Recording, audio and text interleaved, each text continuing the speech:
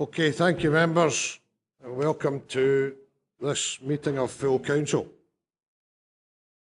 The leader of the council has been unwell and is currently in hospital. I'm sure that you will all join with me in wishing Ivor all the best for a speedy recovery. And our thoughts are with Fiona, the kids, and Ivor's wider family. And we now go to item one, on the agenda, Sederunt, and apologies, please. Thanks, Deputy Leader. I have an apology from Councillor Hislop, which you referred to, also from Councillor Jill Dykes. I have no other apologies. There are a couple of members missing at the moment. Sorry. Thank you. Councillor Scobie. That's it. Thank you. Thank you. Thanks, Deputy Leader. Okay, thank you. One other change, insofar as the agenda is concerned, item 5, I've been advised by governance that it would be appropriate for item 5 to be taken whilst in closed session. So although this item appears in the public part of the agenda, that advice in terms of paragraph 1 of part 1 of the Schedule 7A to the Local Government Scotland Act 1973, I move that we accept this advice and roll the item over to the end of the agenda at 13A. Thank you. Do we have any declarations of interest? No declarations of interest. Moving on to item 3 on the agenda, Cluster Working Review, report by Director, Chief Executive Services. The Cluster Working Review has been a subject of full debate at the Education Committee on Tuesday, the 28th of May 2013, and an excerpt for the minute of the Education Committee has been circulated to all members of the Council. The Council is being asked, firstly, if it is prepared to withdraw delegation in order to consider the decisions of the Education Committee in a wider context, and I will move. Happy to second. Thank you. We can now move on to consider the findings of the Education Committee. It would be my intention to give members who are not on the Education Committee the opportunity to speak first, so I would ask for your cooperation in this respect. Before I do that, I would ask Mr Grant if he has anything further he would wish to add to his report. Thank you.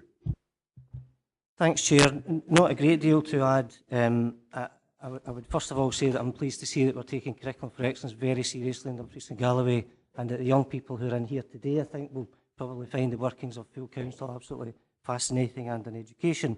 In recognising that many of the members here do not sit on the Education Committee, we provided some further background to this issue through a members' briefing that was sent out last week.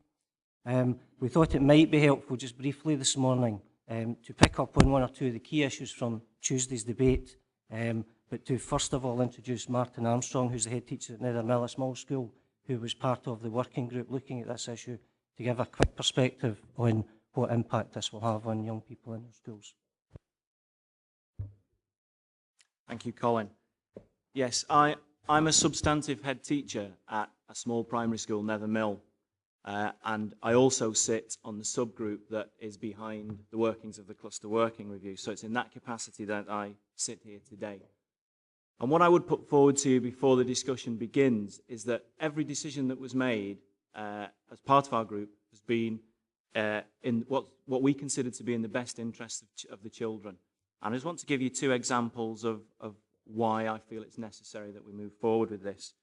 The first is around consistency of learning, in that as a teaching head, I have a 3-day-a-week class commitment and a 2-day-a-week headship commitment.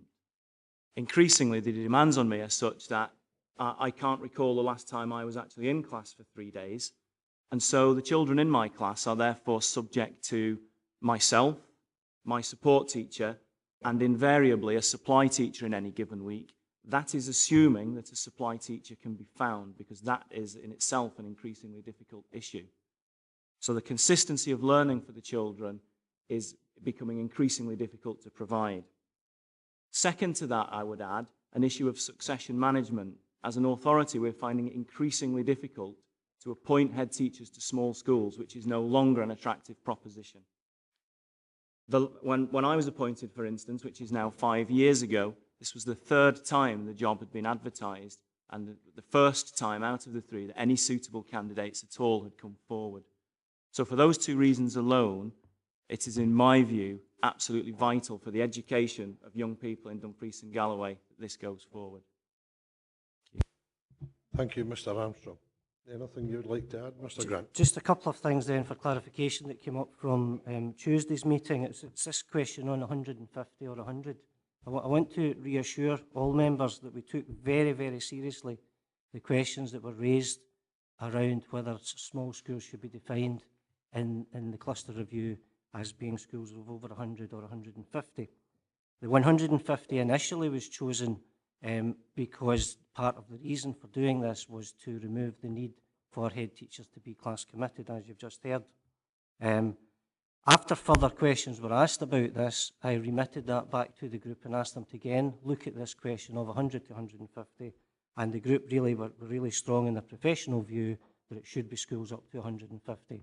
Otherwise, the head teachers in those schools of 120, say, would still have all of the same difficulties that we're currently seeing, and we would be trying to teach for half of the week. Further to that, we also looked at whether we could avoid that situation by ensuring that the schools between 100 and 150 had non-class committed head teachers and what the cost would be. And as you would see in the paper, the additional cost for that would be a minimum of £100,000 per year and possibly up to £250,000. For that reason, the recommendation is as it is. The second issue I wanted to just briefly pick up on is about ongoing dialogue. I met with and have had a few words with parents who were at the door this morning. The actual pairings and partnerships were determined at local level through working with the head teachers initially.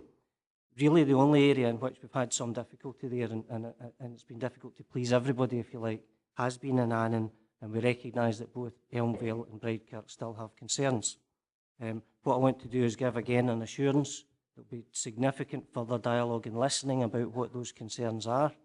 Secondly, that nothing could come into place in practice until at least December, and we will be bringing back a report on progress to Education Committee every 6 months. I expect to come back and report very positively on the dialogue we've had with parents, and I've assured parents this morning we'll go and listen to what the concerns are and try to find a way forward that ensures that whatever worries they've got about any partnership can be allayed and move forward.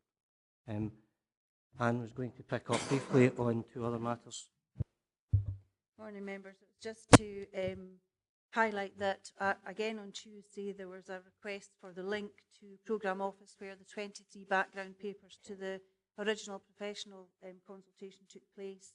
That was sent out to members, in addition with the costings, the background working costings for the process, to clarify that we had largely met a cost-neutral scenario. So everybody has access to that. Thank you. Thanks very much. Councillor Carruthers. Thanks, Deputy Leader. Just, I suppose Colin's half answered what the question that I had in mind, and it was because there has been a lot of concerns, both Bridekirk, Elmvale in particular. I think if Trees and Crotherstone had been linked to different links, it would have moved, and the concerns would have came from there. But I just need total reassurances. I've had reassurance. I listened to the committee through the members' lounge on Tuesday.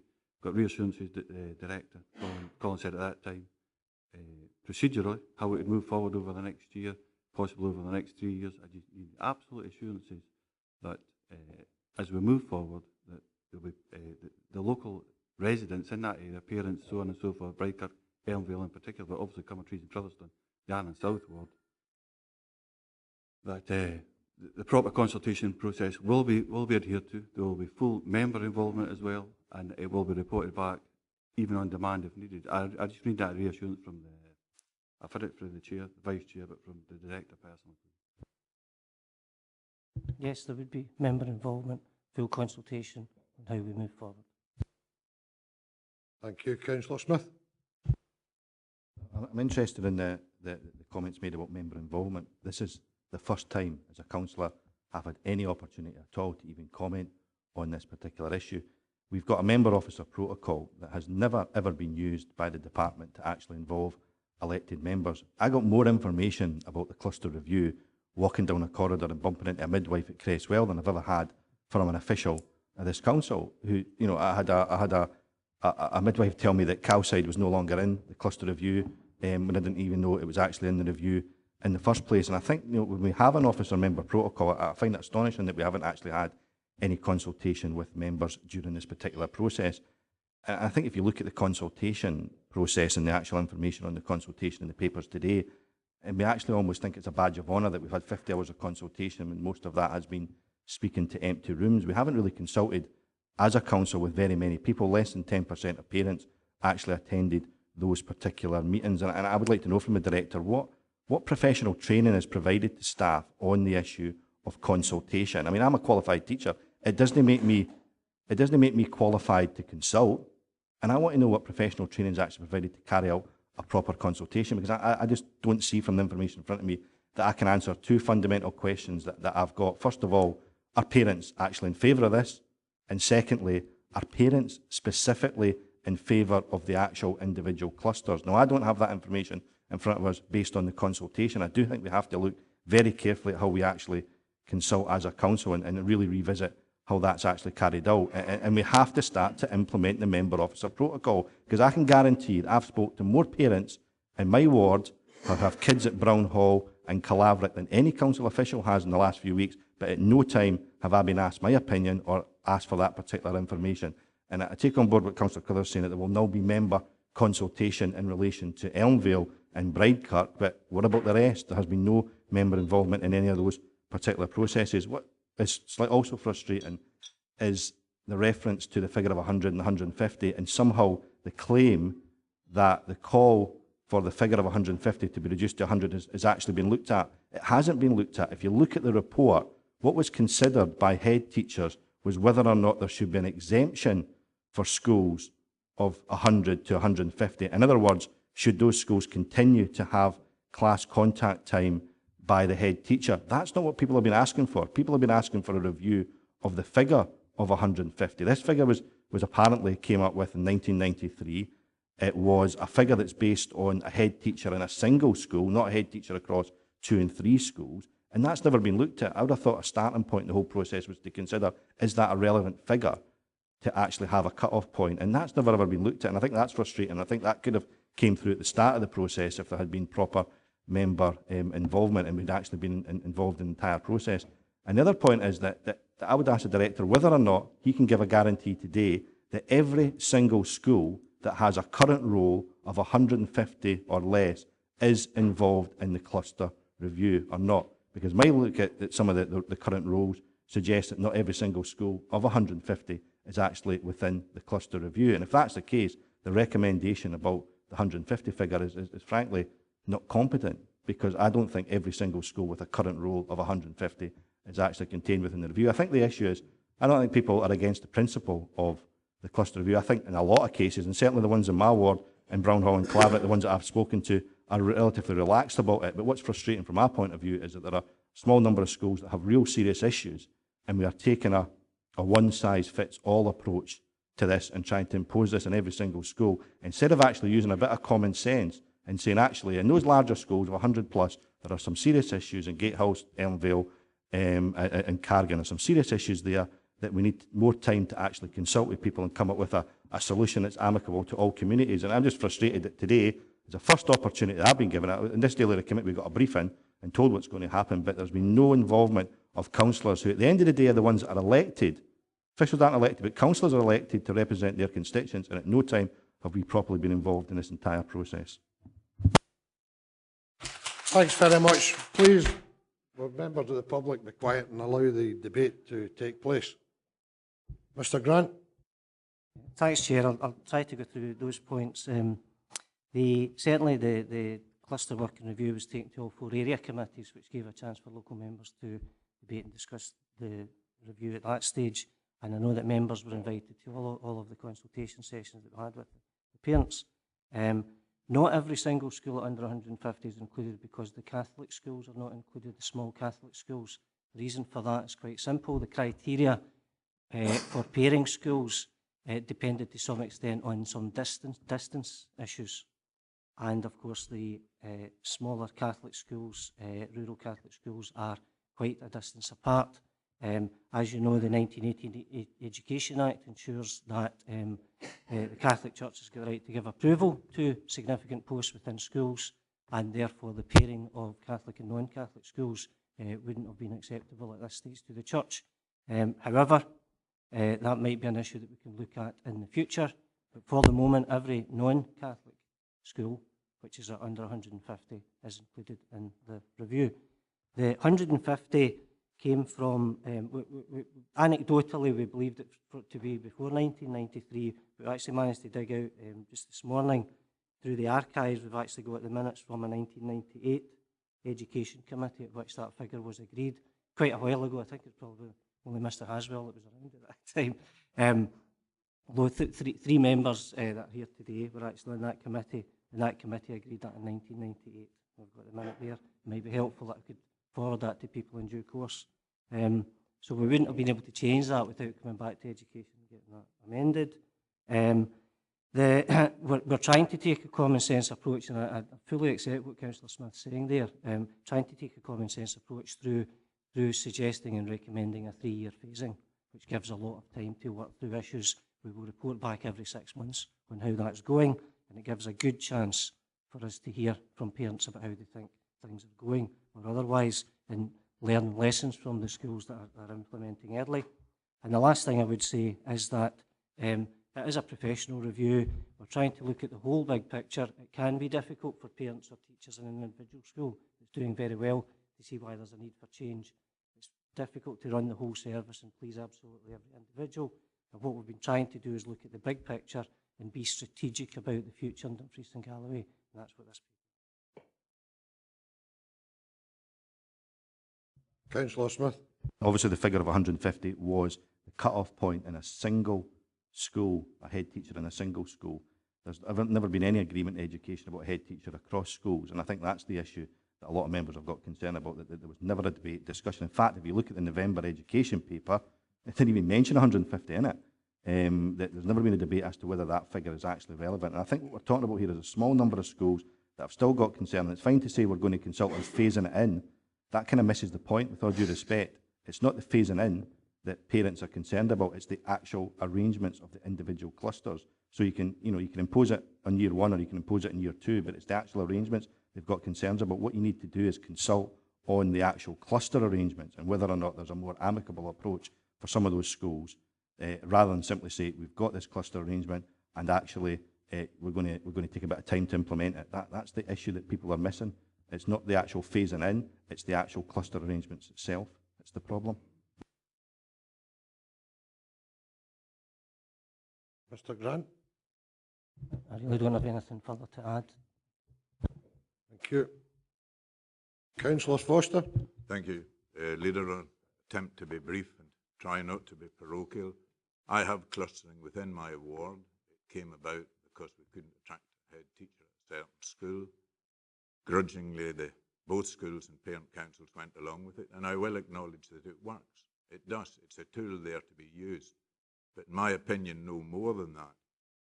I think the consultation has not been 100% successful. You have not succeeded in taking certain village schools with you. I won't get hung up in the 150, the 100, etc., the special case for Catholic education. I would put this motion forward. It's a simple motion, and I would hope it would find agreement. What it would do would remove the concern from parents about the haste of implementing this.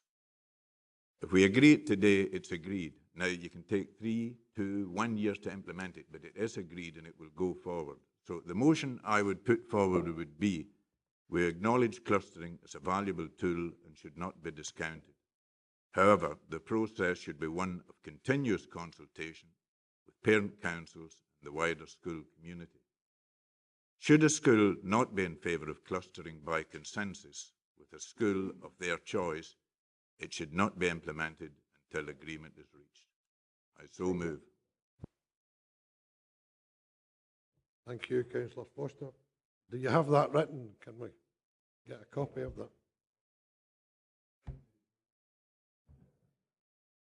This is an education debate we've got here, Councillor Foster. Councillor Dick.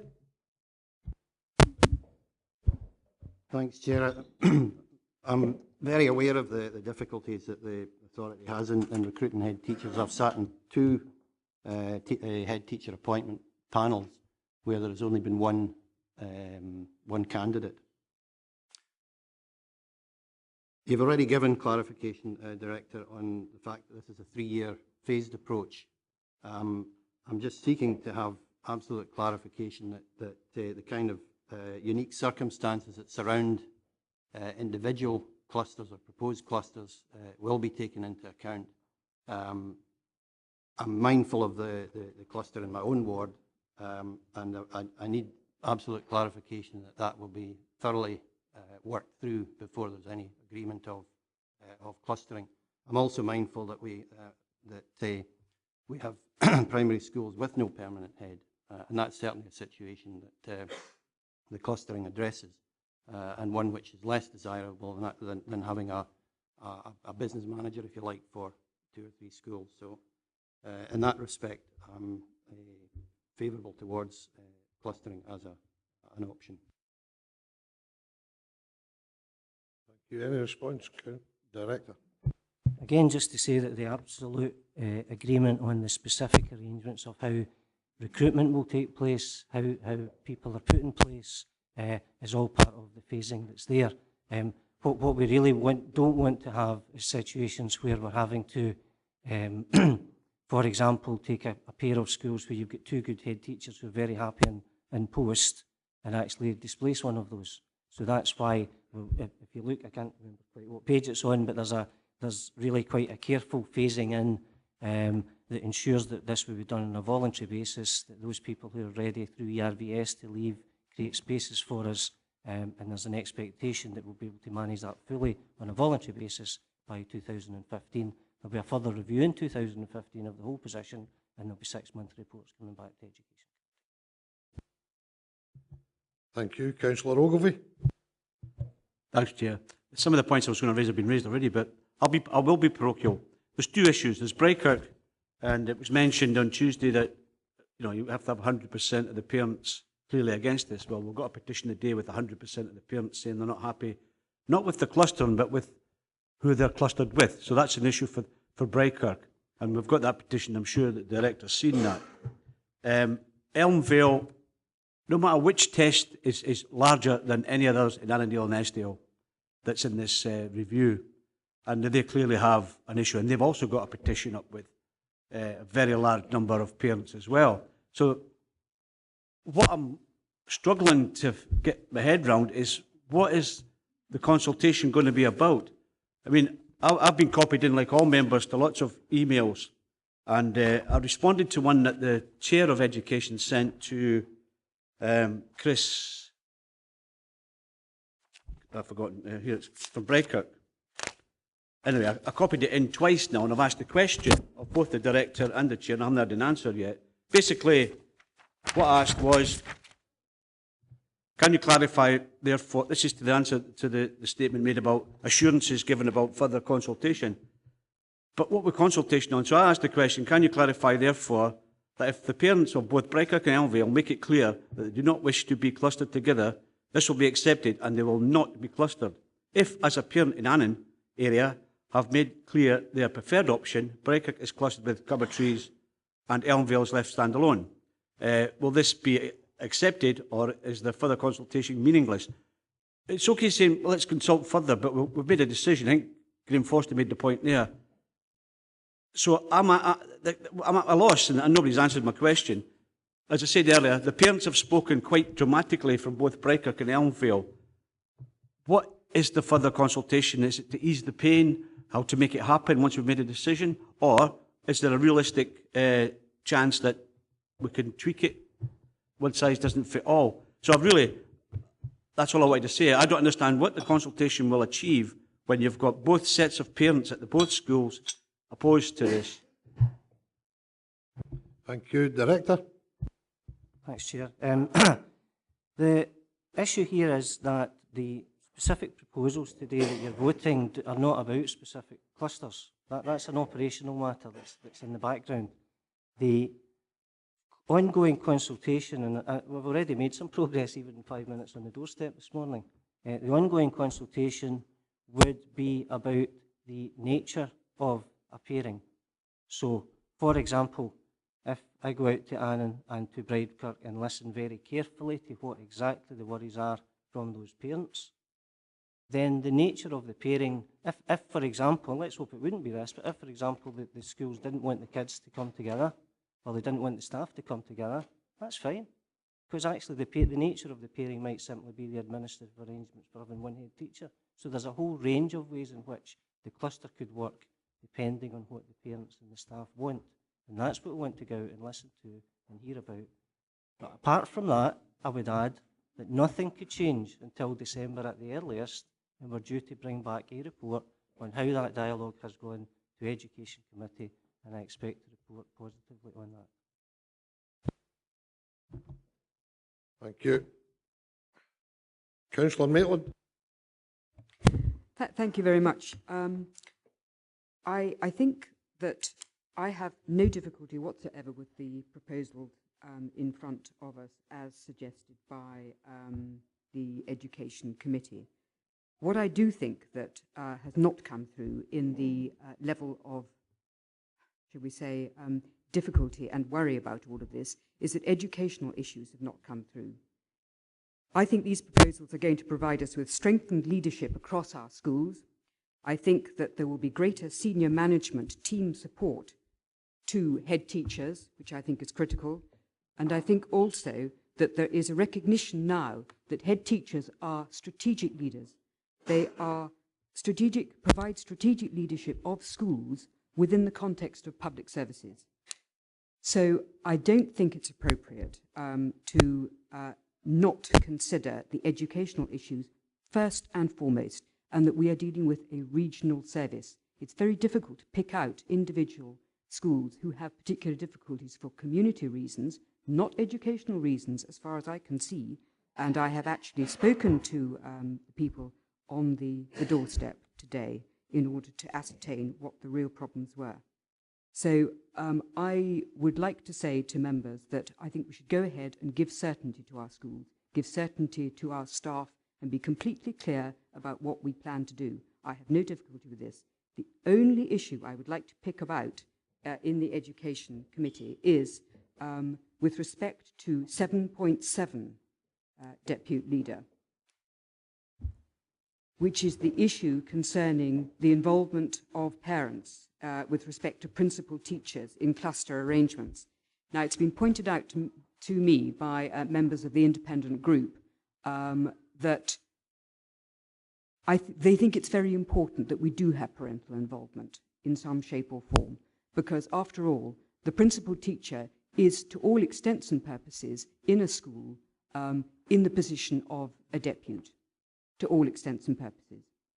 And on that basis, I think parents probably would like to know who that person is in a position of responsibility in their school. And I think that would be appropriate. So I know at this stage I don't have the information in front of me, but I would like to be able to suggest that the Council should actually be looking to receive information back to the Education Committee on how that can be implemented as a definite, because it's not clear in 7.7. Mr. Grant. Again, I could give a full reassurance there that the full intention is to do that and to have a parent on the interviewing panel. The reason that the minute is written the way it is that we actually have to agree that with LNCT first of all, Local Negotiating Committee for Teachers, because we've got policies on recruitment. But the early indication and discussion with members of that group suggests there'll be no difficulty with that whatsoever. So we would anticipate a parent being on the panel for a principal teacher in the cluster. Councillor Scobie. Thank you, Chair. I think Councillor Foster, indeed many, have made the points that I intend making. I'll only be supporting what you're saying. Councillor Foster does refer to as indeed the motion we are putting forward. Happy to second. We do acknowledge that clustering is a valuable tool, and indeed I've had that discussion with the current director on clustering wider than this, and indeed with the previous director, Fraser Sanderson, on clustering. But nonetheless, clustering and the consultation should be a process and not an event. In the case of Sederunt, it's difficult not to be parochial, but in the case of the west of the region, then we had one consultation event where it was not well attended by the schools or indeed the wider community. And that's not me criticising Anne and her team. It's me basically stating a fact.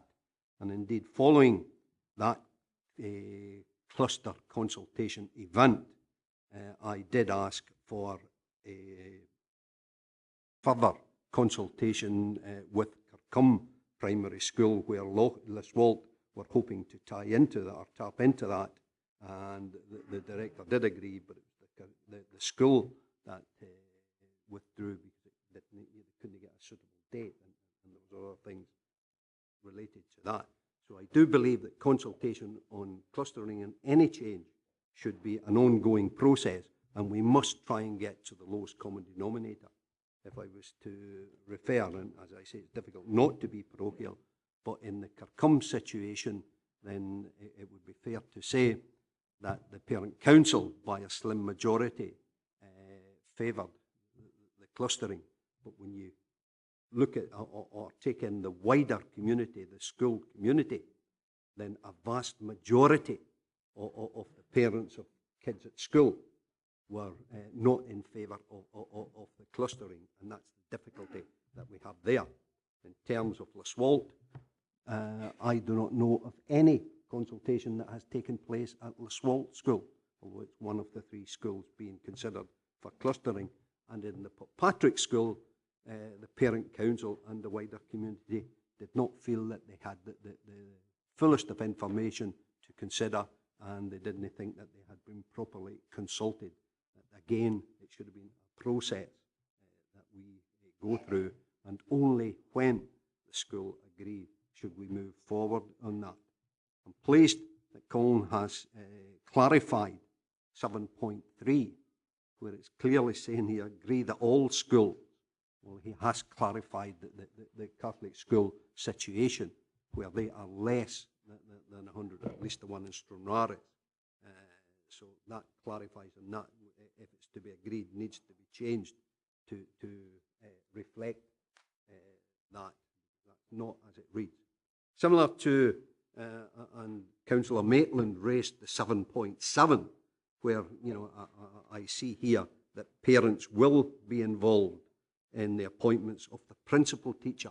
What concerns me and the parents is that they will not be involved, and this is in terms of 7.6, with the appointment of the cluster head, should it, at any time it go ahead in terms of clustering. Because what it says here is, note after the cluster working review is fully implemented and all the match and redeployment has been carried out, only then future head teacher recruitment process will fully involve the parent at present, parents as at present.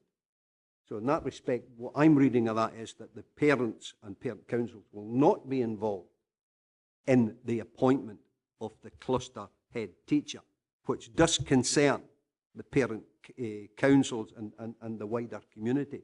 So I think that needs to be addressed, notwithstanding what has been put to me in terms of that head teachers have already gone through a process of appointment to head teacher.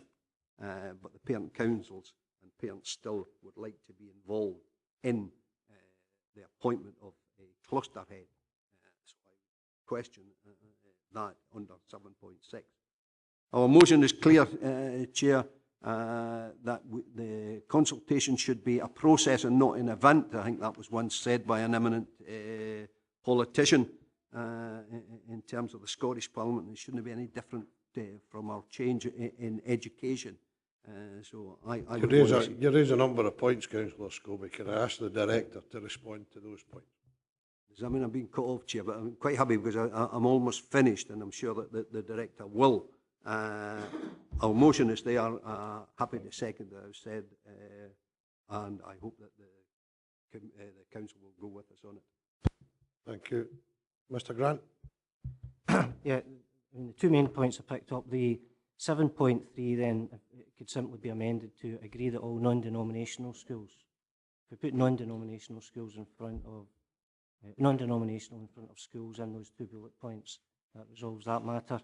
The second issue is that the Parental Involvement Act, the National Parental Involvement Act, allows councils in redeployment and matching situations to move forward without parental involvement and recruitment.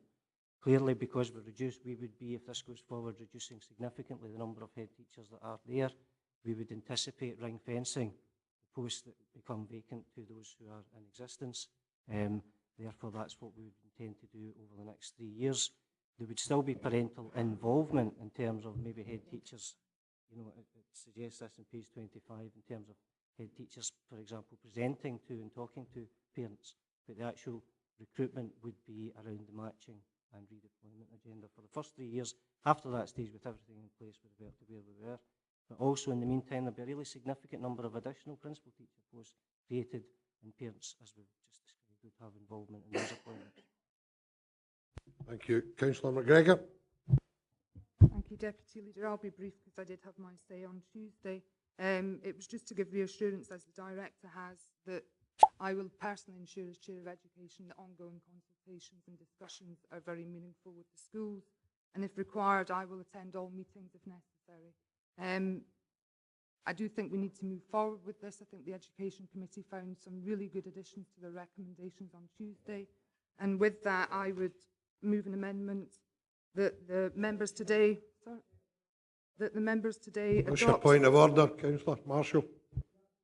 You said at the start of this debate that you're going to listen to speakers that were not on the Education Committee, and some of those speakers haven't had an opportunity. Now you've got the Chair of Education, who's obviously been fully involved in this process. So, you know, you stated at the start... that's not a point of order, Councillor Marshall. Thank you. Well, it is, because there's other speakers that are still waiting to speak that haven't spoken before on this. Councillor Marshall, I was going to cover that issue. I would...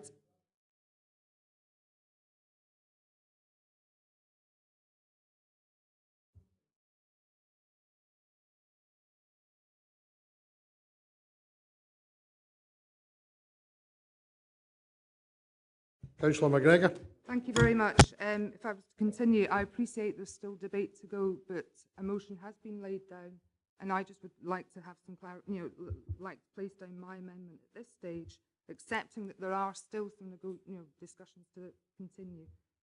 So I would still move an amendment that members today adopt the recommendations of the Education Committee, the numbering 7.20 through to 7.27, as contained within the minute of the Education Committee distributed this morning to all members. Thank you. Thank you. Thank you, Chair. Whilst I'm in no doubt that the clustering of small rural schools is probably a step further in gaining some educational advantage, I think, like most members, I'm concerned about the paucity of the consultation process, and particularly around the fact that a lot of these venues were held in a so-called neutral venue area, which actually excluded a number of people from actually attending. If I can refer to 3.5 on page 8 of this report, a number of criteria has been given on why the cluster arrangements would be such. There doesn't appear to be anything there at all about historical data where there are, in fact, original linking arrangements with schools. And I just wonder why that isn't included. Ms. Campbell? All of the background material is on, again, the link was sent out earlier this week, and was the 23 background papers that were attached to the November 2012 committee were available for members. Thank you. Councillor Thompson? Sorry, that actually hasn't answered my question. My question is whether or not historical data with school links was taken into account in the clustering arrangements. Mr Grant? Yeah. Do you mean in terms of links from primary to secondary? No, I mean existing links between primaries and also links between primaries and secondary. Partnership working is absolutely central to Curriculum for Excellence. Lots of schools work collaboratively all the time. We didn't ask each individual school who they were working with on an ongoing basis, but that's absolutely core to how Curriculum for Excellence operates. So it's not something that we recorded or charted through the process. If I could add, Chair, if it's helpful just to add in terms of the primaries and secondaries, in a previous paper in November, Education Committee agreed to removing dual zoning in the case of eight primary schools. And the agreement at that point was we would go to a single zoning based on the nearest geographical secondary school. Now, since that point, a number of schools and parents have come forward to question whether that makes absolute sense if the historical footfall was different. And what we've done is taken steps so that we can consider that quite carefully. We've guaranteed that situation would, even if the single zoning remained with the school with the nearest geographical location, that all current parents, therefore all current children and their younger brothers and sisters, would continue to get the benefits of dual zoning until they leave the system. And secondly, that there's a catchment review due to take place in 2014 where we can look at anomalous situations. So we can try and make a lot of common sense out of any sort of questions around that issue. Thank you. Councillor Thompson. Sorry, my question still hasn't been answered. The question was, have you actually taken account of historical data where there's been existing links with schools or not? Yes. In that the partnerships and clusters were brought forward by the local head teachers. We asked the local head teachers to go away and look at what clusters should be and what schools should pair with each other. Therefore, the professionals who were already linking to each other would have taken account of that in coming forward with those proposals to us. Thank you. Councillor McCautry.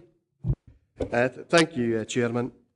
Can I say from the outset, I don't have a problem with the concept. It's nothing particularly new. It's been talked about in the past on numerous occasions, but for different reasons in the past, maybe not the same reasons as now. But one thing I'm well aware of, because I've visited every school in this region at some point in the last few years, certainly as Chairman of the Education Committee, I made a point of visiting every school.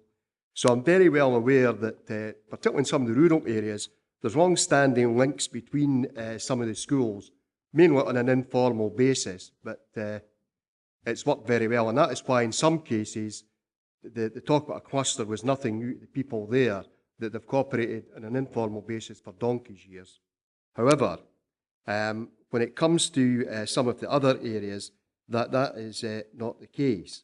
And I think touching on the point that was raised by Councillor Smith, and that was about the training on consultation and presentational skills, I think that was certainly something that should have been looked at. Because I had one parent phone me to say he was lost right at the start when the person doing the presentation started off by saying, because we've got so many head teachers due to retire or could take early retirement, the next 4 years we're doing this. And that was him switching off because he said, I was there to listen to what was going to happen to my kids' education. For an officer to come out with a line like that at the start of the presentation just lost me completely. So there's a lack of presentational skills there. Can I say also that looking at some of the venues in which the things were held, supposedly neutral, but they were not user-friendly. Not everybody has a motor car. And certainly the three that affect my area, which is particularly Cargan Bridge, the two it was twinned with, to try and get to the neutral venue, A, would have required 3 buses for parents to take, and for another one, there's no way of getting there by public transport after 5 o'clock at night. So it wasn't made easy for parents to attend some of these meetings. So I'm not surprised that the turnout at some of them was so low. But I would make the point that the parents who've been in touch with me from the Cargan Bridge area are not happy. They feel it's a detriment to their school they don't see anything positive coming from that in terms of the education of children, and I quite agree with them. I would also say that they don't feel that it was a consultation exercise at all. They feel it was as if they were talked to and not listened to. It was a one-way street, it was not a two-way street. They were being told what was going to happen, they were not listened to. And I think what's even more worrying from my point of view, there was a letter sent by the parents at Cargan Bridge on the 15th of March to Anne Campbell at the headquarters, asking if she would come and speak to the parents at Cargan Bridge. Today, nearly the 1st of June, the parents at Cargan Bridge are still waiting for an answer. No wonder they have no belief in the education department. No wonder they don't believe in consultation with the education department. They write and ask for consultation, and they don't even get the courtesy of a reply. That is not consultation. Now, quite frankly, the whole process has been flawed from start to finish, and certainly in the case of some of the schools, I feel we need to go back and have further consultation and treat the parents with some respect. We have an ongoing process of consultation, and we have been given assurances this morning that that will continue. Councillor Geddes. Thanks, Leader. Can I say, for the record, that I agree entirely with Councillor Maitland's comments and submissions. And I say that as someone who represents a ward, Mid-Galloway, where every non-denominational primary school except one, i.e. Penningham, is affected to a greater or a lesser extent by these proposals. I think it's fair to say that in the early days, Leader, there was a degree of opposition, concern, apprehension, call it what you will. I think as the process, and I've no doubt that all processes, it was capable of improvement, and hopefully we'll learn from that and develop it on an ongoing basis. But as the process was worked through, my understanding from the parent council meetings, etc., and the parents that I attended, and from the parents to whom I spoke, that there was something of a sea change by and large. And I think particularly, going back to Councillor Maitland's reference to paragraph 7.7 in the report, I think, Education Committee's minutes, my apologies. I think that would be particularly helpful indeed if that could be achieved, because if it wasn't a bone of contention, Leader, in with certain parent councils who are subject to the cluster process, it was certainly an area of apprehension. And I think at the end of the day, if we can give clarity and reassurance and allow meaningful input and participation by these parent councils in the appointment, as it were, of principal teachers, that will remove, as far as I'm concerned, sir, any lingering issues.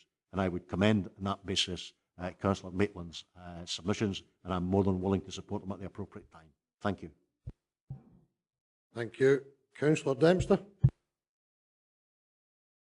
Thanks, Chair. I was hoping maybe that the rest of the members that were in the Education Committee would have the opportunity first. However, if Councillor McCaughty has his parents getting 3 buses to get to a consultation process, he's lucky, because we have a bus every second hour going in each direction up into our area, and the consultation exercises in Wallace Hall for the parents in my ward were particularly unfortunate, as with one adult turned up in a whole day. And I think, again, it's because of the lack of availability of transport and the choice of venue, which I find kind of disappointing. But the other point I'd want to make is when Councillor Maitland talked about we're interested in education, not community, I thought we strove to deliver fully rounded children with whole life skills into the big wide world. And the children of today will be the community leaders of tomorrow. So it's far more than education. And I'm concerned that we are striving here and we're placing rural versus urban schooling in some cases into the frame. I don't think that's helpful at all. My colleague Thompson talked about the connection with and the long-term standing with different schools, and I think that's important, and I think we should maintain it. And I have a petition as well from my ward. 100% of parents want their pupils to attend their school and not the one that they're currently zoned to. And the director on Tuesday at the Education Committee said that's something that we will have to take account of, and I admire him for that, and I hope that's the case. I do have an additional recommendation to add at some stage, Chairman, if that's appropriate. Later on, I'll certainly propose to do that. If that's no, maybe one of my colleagues will embrace it in one of their motions at the same time. Thanks for the moment. Thank you. Councillor Dick. Thanks, Chair. Just to ask about the sort of the practicalities and what school management will look like after this. If the director could correct or confirm my understanding that effectively we'll have more devolved school management. I mean, to take one of the most common examples, if there's adverse weather, often the instruction comes from the Directorate of Education. In order to close a school at the moment, the head teacher must ask permission of the Education Department. Now, I just want confirmation that I'm either right or wrong on this. Will this now mean that if there's a local issue, we don't have to have a blanket-wide shutting of schools? It could be done in a local issue. Just for clarity, we don't do blanket shutting of schools. The policy at the moment is that head teachers know best. They're actually out there on the ground and they make the decision. They do let us know if they've closed or not.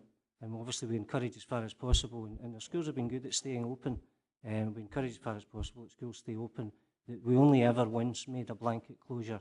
That was about 2 years ago when the Scottish Government contacted us about an extreme storm that was coming. Other than that, it's always made, decisions always made locally. You, Councillor Dick? Yeah. Will it mean, other than decisions such as that, though, is it, is what we're talking about really a more devolved school management structure that is much less centralised than it is at the moment? On a practical level, the head teachers are not in school 100% of the time anyway. So in theory, yes, you'll be split between two schools as a head teacher, but all of our work will be strategic work. So whatever we're involved with will be in connection with both schools in most cases. Obviously, on some occasions it will be with particular schools. But the notion of a head teacher being in school all day, every day anyway is long gone. Might I add to that, Chair? Sorry, just for clarification, that there will be an opportunity to continue further our development of more devolved management, because we will have less head teachers, but with more strategic capability. Thank you. Councillor Davidson? Thanks, Deputy Leader. My card doesn't seem to be working. I'm happy to give way to other members if there are who are not on the Education Committee, if you are willing to bring me in at the end. Well, I've got Councillor Wiper and Councillor Peacock. Councillor Wood wanting back in. Councillor Peacock? Thank you, Leader. It's just a point of clarity, really, bringing it back to the actual clustering and partnership of the schools. I've listened to a lot of debate on the actual review, and in my own constituency as well, and with parents concerned there, I think there's a general acceptance of the actual cluster work and review. But my point is more back to the case of Bridekirk and Elmvale partnering. It's been noted that Elmvale itself will exceed, or is likely to exceed, forecast to exceed the 150 pupil mark within the next few years. And I'm just sort of want a piece of clarity that if that is the case, because this could be implemented over a 3-year, phased in over 3 years, if Elmvale was to exceed that 150 role within this next 3 years, would they be eligible to pull out of the cluster that has already been determined, therefore leaving possibly Bridekirk standalone, or would they be committed to the cluster once this decision has been made? Ms Campbell? In Appendix 3, it outlines the draft implementation timeline, and at the bottom it indicates that consultation and disaggregation may be opened up due to changes in school role. So what we'd built into year 3 was that we would, and year 3 is about 18 months away, is that we would review the effectiveness of the partnerships at that point. And the reason for that is because the partnerships that have already been established across the authority, because of being unable to appoint, it took that amount of time for schools to become confident with the partnership and for all the benefits to emerge and for people to see the possibilities. So yes, it is. We have built that into the whole implementation process, and it will be reviewed. Thank you. Councillor Wood? Thank you, Chair. I am actually an avid supporter of the cluster. I think that the process we're going through is the correct way forward. However, I do also have concerns about the anomalies that are arising, and we do have to address them. I'm delighted to have the assurance from our Director of Education that it will be taken into account, because I certainly, like Councillor Dempster, would not want to see the rural connections being broken. And as there is 100% support for that to continue, I am 100% behind that school. So therefore, yes, I do believe we have to agree and approve this report, but mindful that we do in actual fact take into consideration those anomalies. Thank you. Thank you. Councillor Marshall. Thanks, Chair. If we go back to November, basically, you know, I think it was wrong, and the Labour group has said at the time that the ruling administration actually went into an in-principle agreement. So basically, you can understand now why the parents and parent council, etc., are very frustrated, because I believe the consultation process was flawed and damaged from the start. Basically, it was a fait accompli. This is the, you know, the decision we're taking. We're going down that. And if you think as well, if you hear the overwhelming feedback that we're getting, is there's maybe one size does fit all, but because the Tories and the SNP are tied into this 150 pupils, then they're not listening. If you look at the 4 schools involved that are over 100, Cargenbridge, Elmvale and Gatehouse, they're all going to predicted rolls maybe increase to over 150 in the next 3 years, whereas Whitton, which seems to be quite comfortable, looks as though it may drop down before the 3 years to under 100. So, I mean, I think Councillor Smith said as well, we have to learn from the consultation processes that we do. We've got 2 in education at the moment, this one and the Learning Town. And, you know, it'll be interesting to see the feedback we get, but certainly the feedback here is that it hasn't been conducted well. The golden rule should be never enter into a partnership when both partners do not want it. It's a recipe for disaster, and you just have to look at the current Westminster government to actually bear that out. And if you look at Elmvale, you know, they don't even want to go into partnership with any school. And if forced, do you not think this will be short term? We've just heard from Councillor Peacock, it states that, you know, the predicted roll will increase and it will go over 150. So why actually go into a partnership and force a partnership and then have to break it up shortly after that? It says in 7.7, and I think this, you know, the ruling administration have not listened, I don't think, to the consultation and the feedback, particularly from the schools over 100. And I think this at 7.7, remaining concerns at some schools and agree to continue discussions to resolve these concerns. This is a cop-out. Basically what you're saying is, you know, that if the decision's taken today, we're going to have problems. There's a 100% petition already alluded to, signed by parents of the pupils at Brykirk. Now, they're not opposed to a partnership, but they want that with a similar school. And there was opportunities that did exist within the consultation to look at, you know, the 3-school partnership that's at Hodham, Hotsbridge and Eaglesfield. However, I think today, if we don't agree to actually withdraw the schools over 100 with the predicted roll that could increase to 150, then we're going to have to find a partner for the likes of Elmvale, Cargenbridge and Gatehouse. And once the decision's taken today, we can't stop these proposals. So going forward, we're going to end up with schools that are being forced into partnerships that they do not want. And surely for these schools concerned, that cannot be a step in the right direction and the best interests of the education of the children within these schools. Thank you. Councillor Wiper. Thank you, Chair.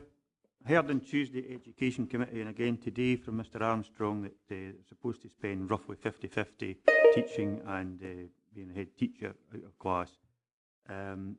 This morning I got an email in from Chris Helson from Gatehouse. I took it as read that what Mr Armstrong said applied to all schools, a 50-50 arrangement.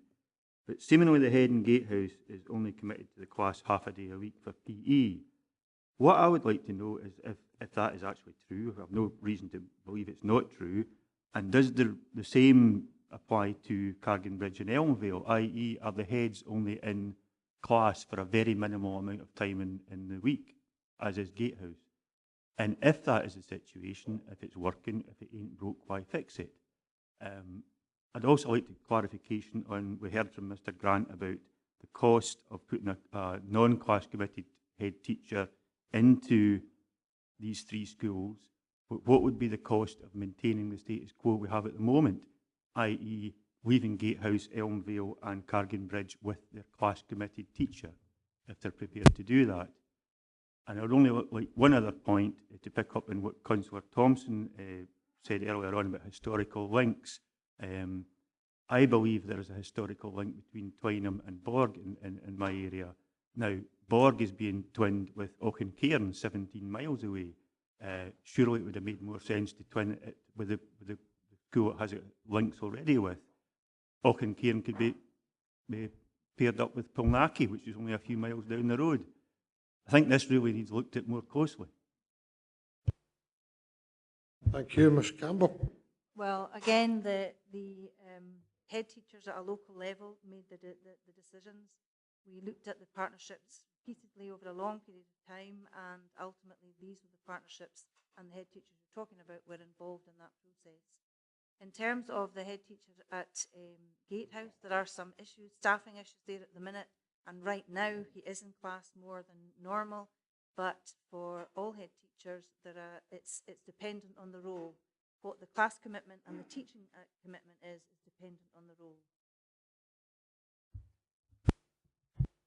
Thank you. Sorry, there was actually one other point I wanted to bring up. It was actually at Stewart Area Committee, Anne Campbell mentioned that if two schools came together and their combined rolls went over 190, then that was the cut-off figure. Now, Gatehouse is forecast to have a school roll rising in the next year, and that combined with Twynham would take it over the magic 190. If it goes over the 190, are the two schools then unpaired? Ms Campbell. Sorry, I'm obviously not made myself clear in our correspondence, because that's not what I said. What I said was that the biggest combined partnership would be 190 of all the schools across the authority. We weren't aiming for a particular figure at all in any partnership, but we were cognizant of the fact that 190 is less than half of the size of our biggest school. So there was no figure being sought to achieve through a partnership. It was mainly to do with geographic area and links that already exist and the capacity of schools.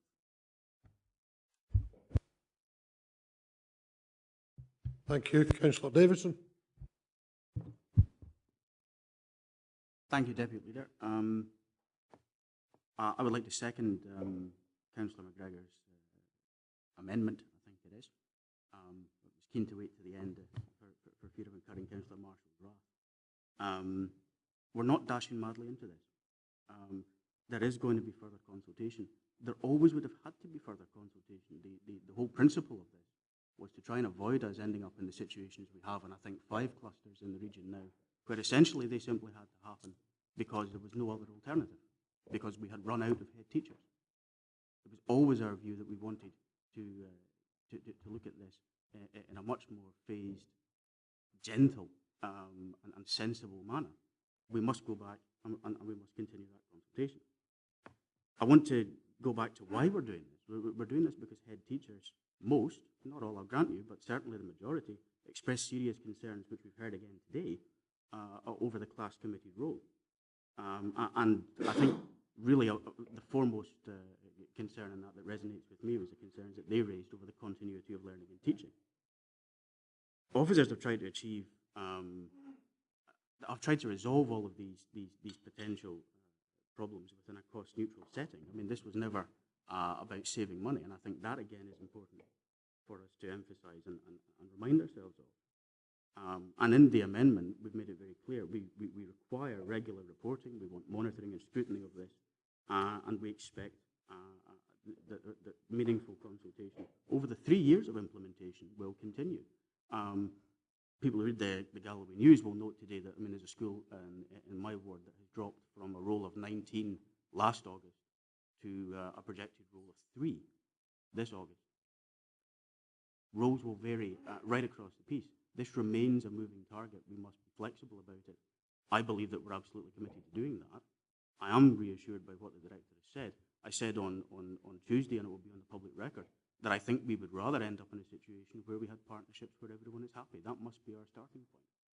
And I want to see that ethos being carried through as we go forward with this in a very gradual, sensible manner over 3 years, and try and take parents with us. Thank you. Councillor McComb. Thank you, Chair. Firstly, I would support Councillor Maitland's call for the involvement of parent councils in the appointment of cluster PTs, and I would welcome the reassurance which the Director gave in that respect. Secondly, I would look for an assurance that the workload of the cluster PTs will be commensurate with the hours available within the parameters of their contracted working week. If that condition is not adhered to, the cluster PTs will be put in precisely the same position of the teaching heads at the moment.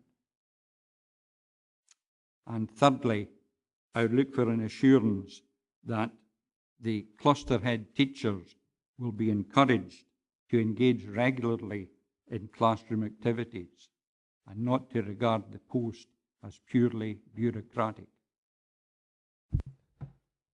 Thank you. Mr. Grant.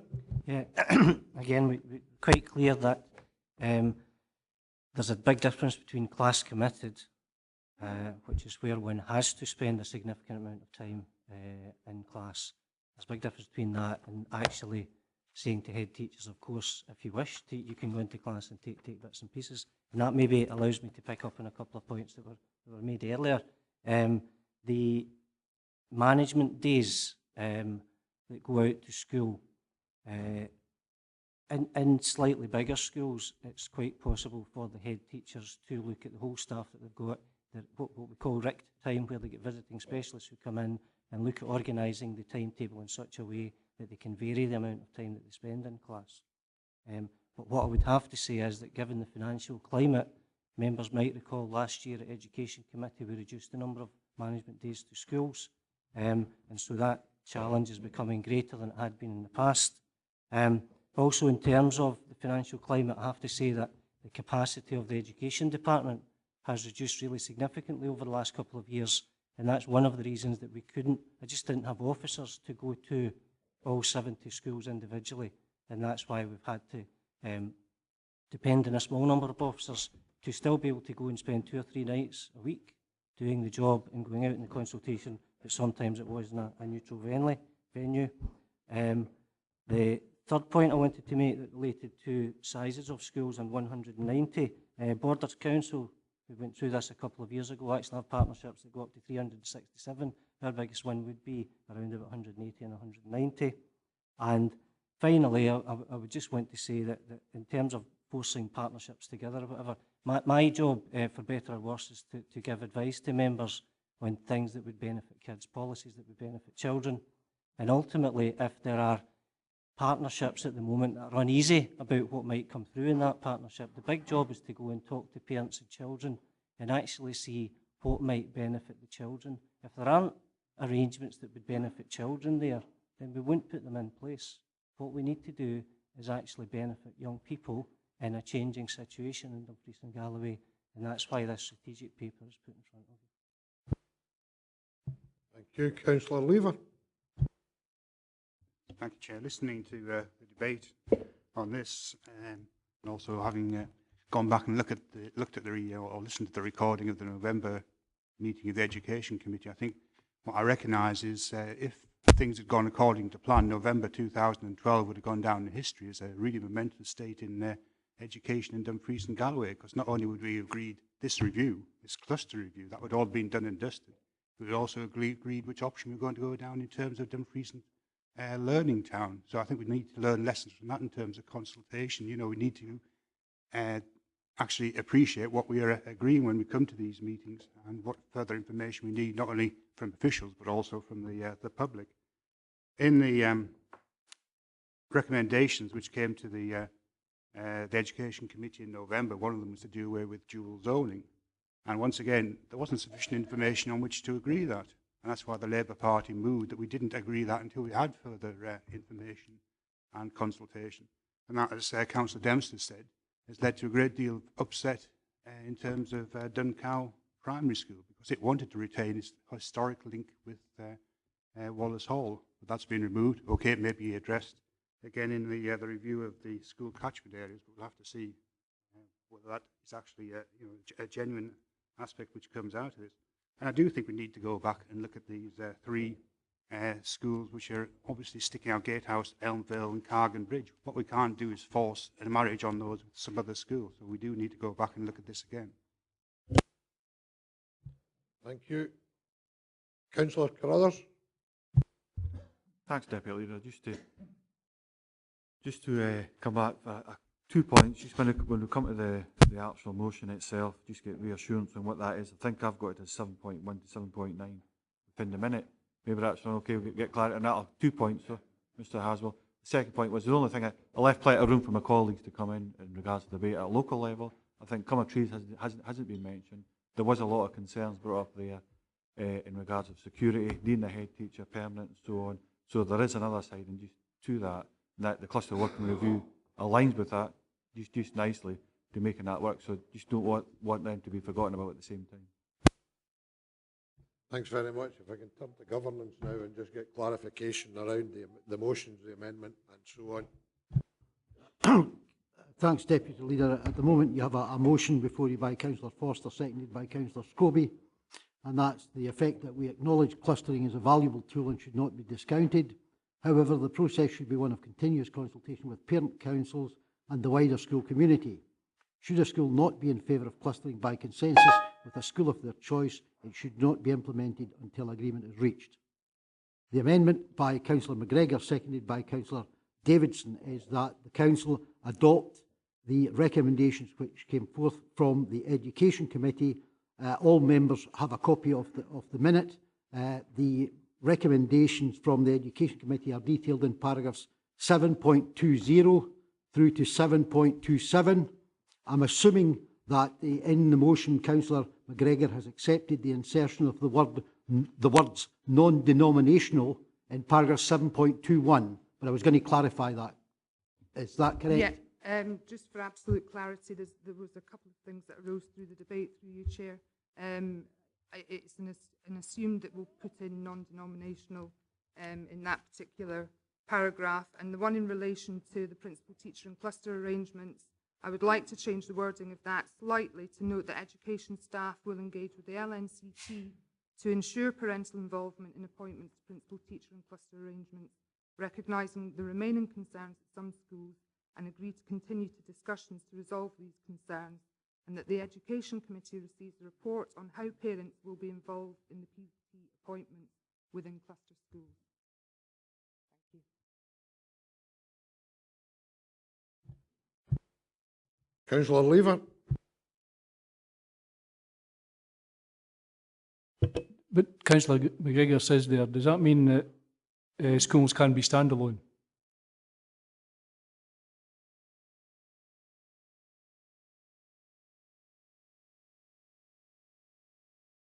Councillor McGregor. Through you, Chair. Sorry, what was the question?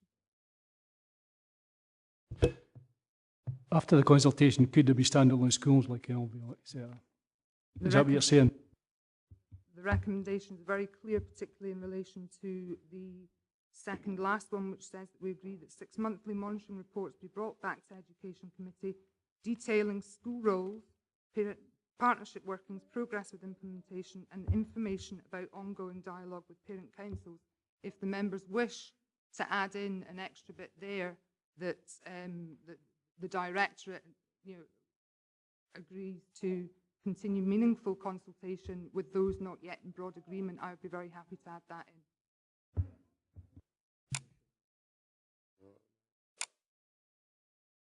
I think we're getting into rocky territory here. We're going to have some of these clarified and written down. Councillor Lever.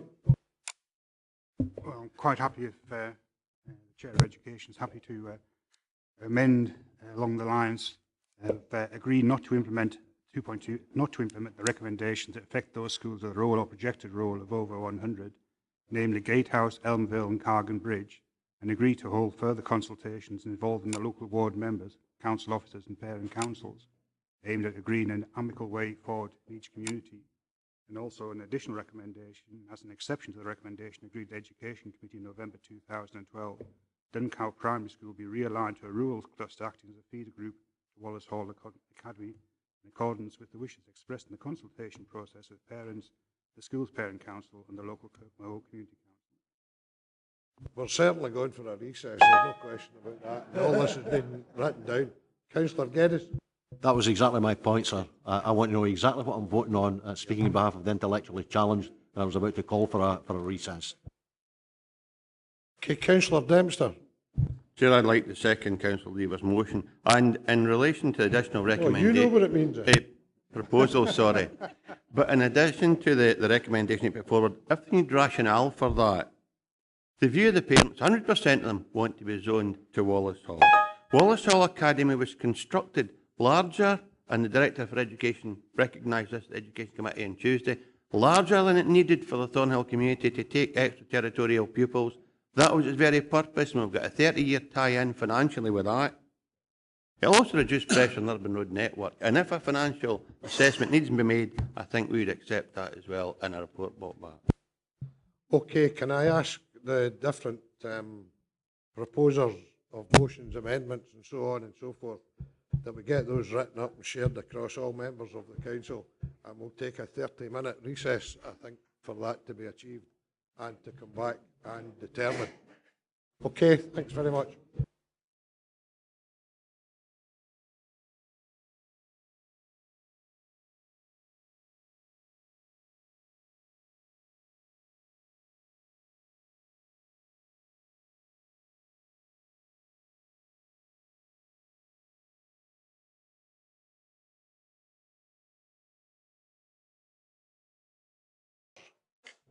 I hope everyone's had the opportunity to go through the counter amendment, the amendment and motion. So if I can just ask Mr. Haswell to clarify the situation, and we'll go straight to the vote. Thank you. Thanks, Deputy Leader. You have now 3 clear proposals before the Council. You have the motion by Councillor Forster, seconded by Councillor Scobie. All members should have a copy of it. I'm not going to read it out again. I'm assuming everybody's got a copy. You have an amendment by Councillor McGregor, seconded by Councillor Davidson, which again, all members have a copy, and the amendments to the recommendations from the Education Committee are shown in highlighted in italics. Hopefully everybody's got that. You have a counter amendment by Councillor Lever, seconded by Councillor Dempster. As I understand it, the wording, the numbering is slightly different, so I'll just confirm with Councillor Lever that it's actually on Councillor McGregor's amendment, it's 7.22 that is being substituted. It's actually 7.21, 7.22. Both being substituted? Yep. And there is an additional recommendation which relates to the dual zoning of Duncow Primary School and Wallace Hall Academy. Deputy Leader, are you ready to proceed to the vote? Yes. Can I remind members that the initial vote is the counter amendment against the amendment. So the vote is between the amendment by Councillor McGregor and the counter amendment by Councillor Lever. Deputy Leader. Amendment. Councillor Bell. Amendment. Councillor Blake. Amendment. Councillor Brodie. Councillor Carruthers. Ian. Amendment. Councillor Karen Carruthers. Amendment. Councillor Carson. Amendment. Councillor Davidson. Amendment. Councillor Dempster. Councillor Dick. Amendment. Councillor Diggle. Councillor Dryborough. Counter. Councillor Ferguson. Amendment. Councillor Forster. Counter. Councillor Geddes. Amendment. Councillor Gilroy. Amendment. Provost Groom. Amendment. Councillor Yen. Amendment. Councillor Lever. Counter. Councillor McCautry. Councillor McClung. Councillor McComb. Amendment. Councillor McCutcheon. Counter. Councillor McGregor. Councillor McKee. Counter. Councillor Maitland. Amendment. Councillor Mail. Amendment. Councillor Marshall. Counter. Councillor Martin. Counter. Councillor Nicholson. Counter. Councillor Nicholl. Councillor Ogilvie. Counter. Councillor Peacock. Counter. Councillor Prentice. Amendment. Councillor Scobie. Counter amendment. Councillor Smith. Councillor Stitt. Councillor Syme. Counter. Councillor Tate. Amendment. Councillor Stephen Thompson. Amendment. Councillor Ted Thompson.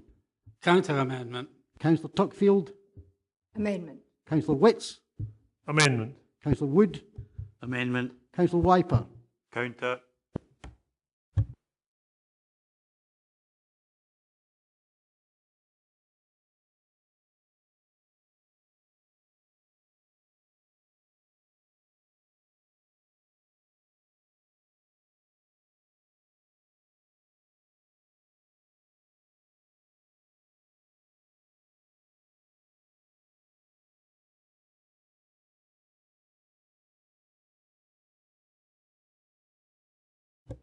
The amendment is carried by 26 votes to 19.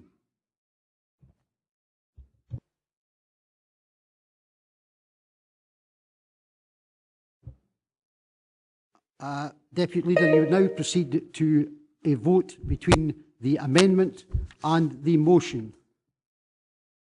Members are aware of the amendment and the motion. Can I proceed to call the roll? Thank you. Deputy Leader. Amendment. Councillor Bell. Amendment. Councillor Blake. Amendment. Councillor Brodie. Councillor Carruthers. Ian. Amendment. Councillor Karen Carruthers. Amendment. Councillor Carson. Amendment. Councillor Davidson. Amendment. Councillor Dempster. Councillor Dick. Amendment. Councillor Diggle. Councillor Dryborough. Councillor Ferguson. Amendment. Councillor Foster. Motion. Councillor Geddes. Amendment. Councillor Gilroy. Amendment. Provost Groom. Amendment. Councillor Yen. Amendment. Councillor Lever. Motion. Councillor McCautry. Councillor McClung. Councillor McComb. Amendment. Councillor McCutcheon. Motion. Councillor McGregor. Councillor McKee. Motion. Councillor Maitland. Amendment. Councillor Mayo. Amendment. Councillor Marshall. A motion. Councillor Martin. Motion. Councillor Nicholson. Motion. Councillor Nicholl. Councillor Ogilvie. Motion. Councillor Peacock. Amendment. Councillor Prentice. Amendment. Councillor Scobie. Motion. Councillor Smith. Councillor Stitt. Councillor Syme. Motion. Councillor Tate. Amendment. Councillor Stephen Thompson. Amendment. Councillor Ted Thompson.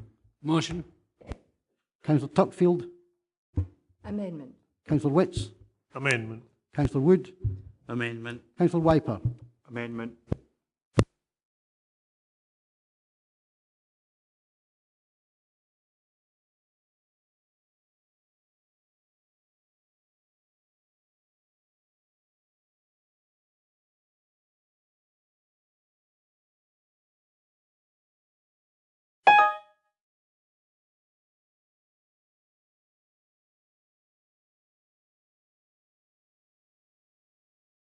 The amendment is carried by 28 votes to 17. The amendment is therefore the decision of the Council. Thank you, Mr Haslam. I wonder now if members are minded to break for lunch or if you'd like to go straight to item 4, the budget process at this point.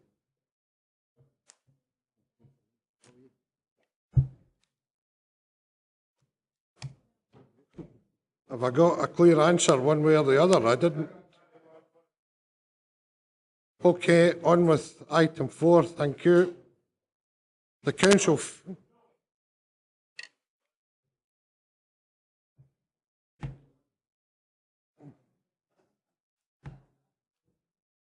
No, the pies will be gone, Jim.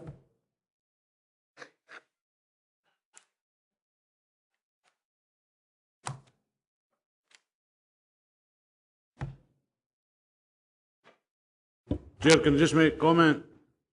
It's just it's been a long morning for us, and I think this has all been about children, and I think the children that were present here today, their behaviour was impeccable. Excellent. And I think the behaviour was actually better than some of the adults here, but I'd just like to commend that to their carers, parents and whoever for the perfect behaviour that the kids displayed this morning. Thanks very much, Jim. I think it's a positive outcome from our education system as well here in Dumfries and Galloway. It just shows they didn't need cluster schools to make them behave, did they? Okay, item 4. The Council faces considerable financial challenges in formulating its budget for the next 3 financial years. This is very much a process report and asks members to consider and agree the development process for the budget. We have 2 suggested timetables. There is not much between them, and I would hope that during the debate we are able to agree a process. The report also outlines a service review process. This process provides for members' involvement in determining outcomes from service reviews. It will be for service committees to determine the extent and the outcomes of reviews, and indeed to identify areas for review. Mr Haswell, do you have anything you'd like to add to the report? No, Deputy Leader, nothing to add to the report. My colleague Lorna Meehan and Paul Garrett are here and will try to answer members' questions on the report. Thanks very much. Any questions from any members?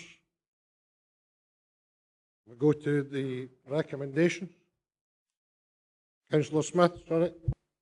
I mean, first of all, I welcome the fact that we've at last got this report. I mean, I think it's slightly frustrating we didn't discuss this as part of the process in February. Obviously, Labour Group put forward quite a detailed timetable then. I think to leave starting the budget process to June, I don't think that's good news at all. I think when you're looking to find savings of 10 million this year, probably 19 million next year, if we're being perfectly honest, we have to start that process as early as possible. So I hope that in future, effectively, as soon as you agree one budget, you start the next stage in terms of the process, and I would hope that that would be built. And that's certainly one of the amendments the Labour Group's actually put into a process, that instead of waiting until May and June to agree the timetable for the year ahead, we actually agree that as part of the process in February, and I hope that all members will agree to that today. So when we put forward whatever budget we put forward in February, including in that as a timetable to start the following year's process.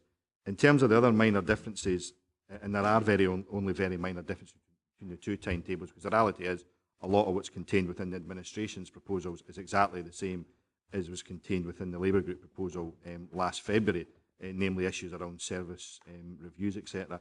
But if you look at the administration's budget, the first point of difference, I suppose, is the fact that you have in May the administration and political groups providing direction to officers. With the best will in the world, tomorrow's the 31st of May. Now, unless we're actually all going to spend tonight going around all the various departments giving direction, that ain't going to happen.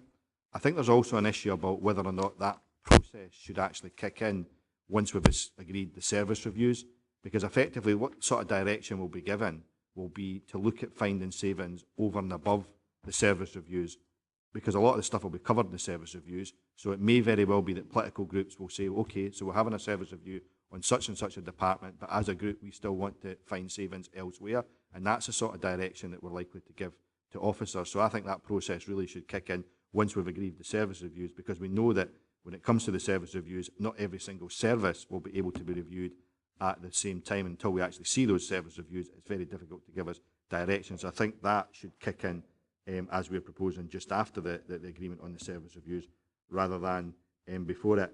I've got a slight concern if you look at the administration's proposals in relation to October, where it says initial results from those service reviews where savings are required for 2014-15 to be reported to and agreed by service committees. Now, that reads to me that the service committees will agree the savings there and then, and I don't think, I think if you look at our slight amendment, what we're saying is that agree in principle, but the ultimate decision on savings should be made as part of the budget setting process, not by individual service committees. Because it may very well be that the administration decide, well, actually the service committee might think a 3% saving in that department is acceptable, but we want to go further, and actually you agree that as part of the budget setting process, not as part of the service review. So you'll see the slight amendment we've got, which is to agree in principle, but subject to any savings options being agreed through the actual budget setting process.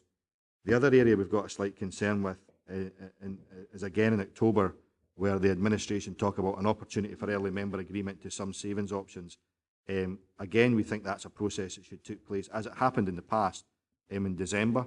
You won't really know until December what your draft budget actually is going to say. So it may very well be that some of the figures will be changed. So if you look back at some of the figures from last year, which is the ones you're talking about for October, it may very well be that come December, when you are presenting your draft budget, those figures will be slightly different. And I think leaving it until you've actually got a draft budget, so you know the full picture, is the time to agree any initial savings. And I think that process, to ensure that you allow all groups, are supposed to put forward a budget, I think that process should be done in the consensus, which we did in the past. If a group, if there's consensus and a clear way forward, then frankly, there's no reason why that shouldn't be agreed in December. But if an individual group's got an objection to it, then the way to deal with that is when it comes to actually setting the budget in February. So I don't think there's a huge amount of difference.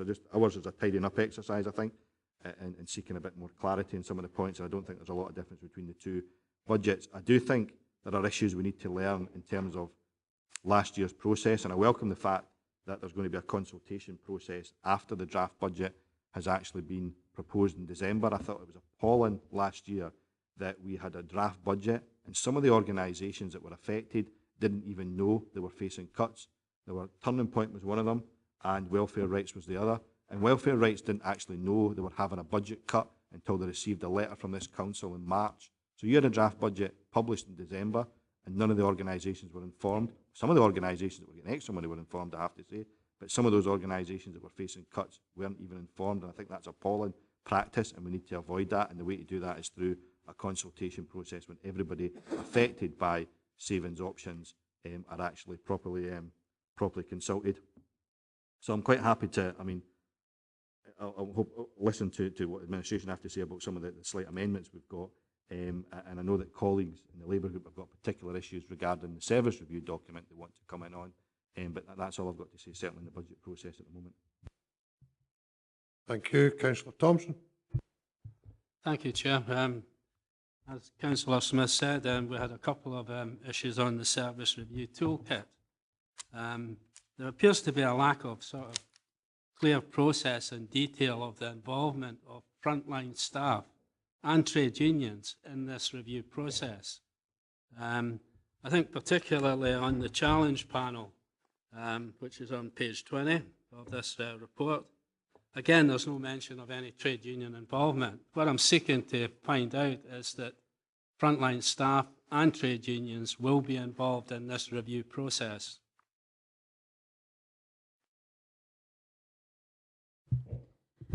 Just to respond to that, yes, absolutely, frontline staff will be involved and will form part of the review team.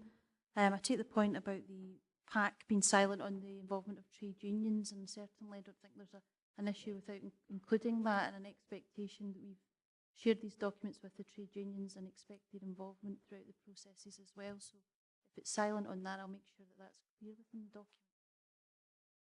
That's certainly an assurance that this administration has given quite some considerable time ago. Councillor Dick.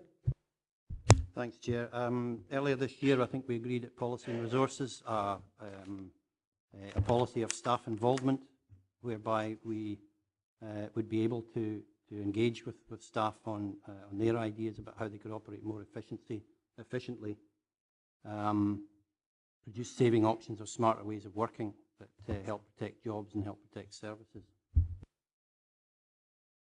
Thank you. Councillor Maitland.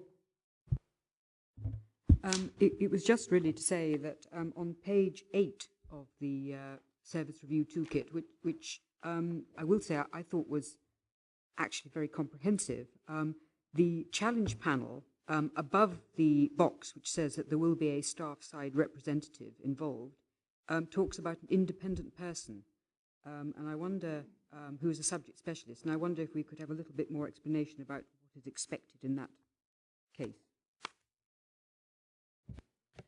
In carrying out service reviews in the past, officers of the council and indeed officers of other local authorities have recognised the need for subject specialists, very specialist areas of service where support is needed, I suppose, and giving members assurance that we're being rigorous and as challenging as possible in the reviews.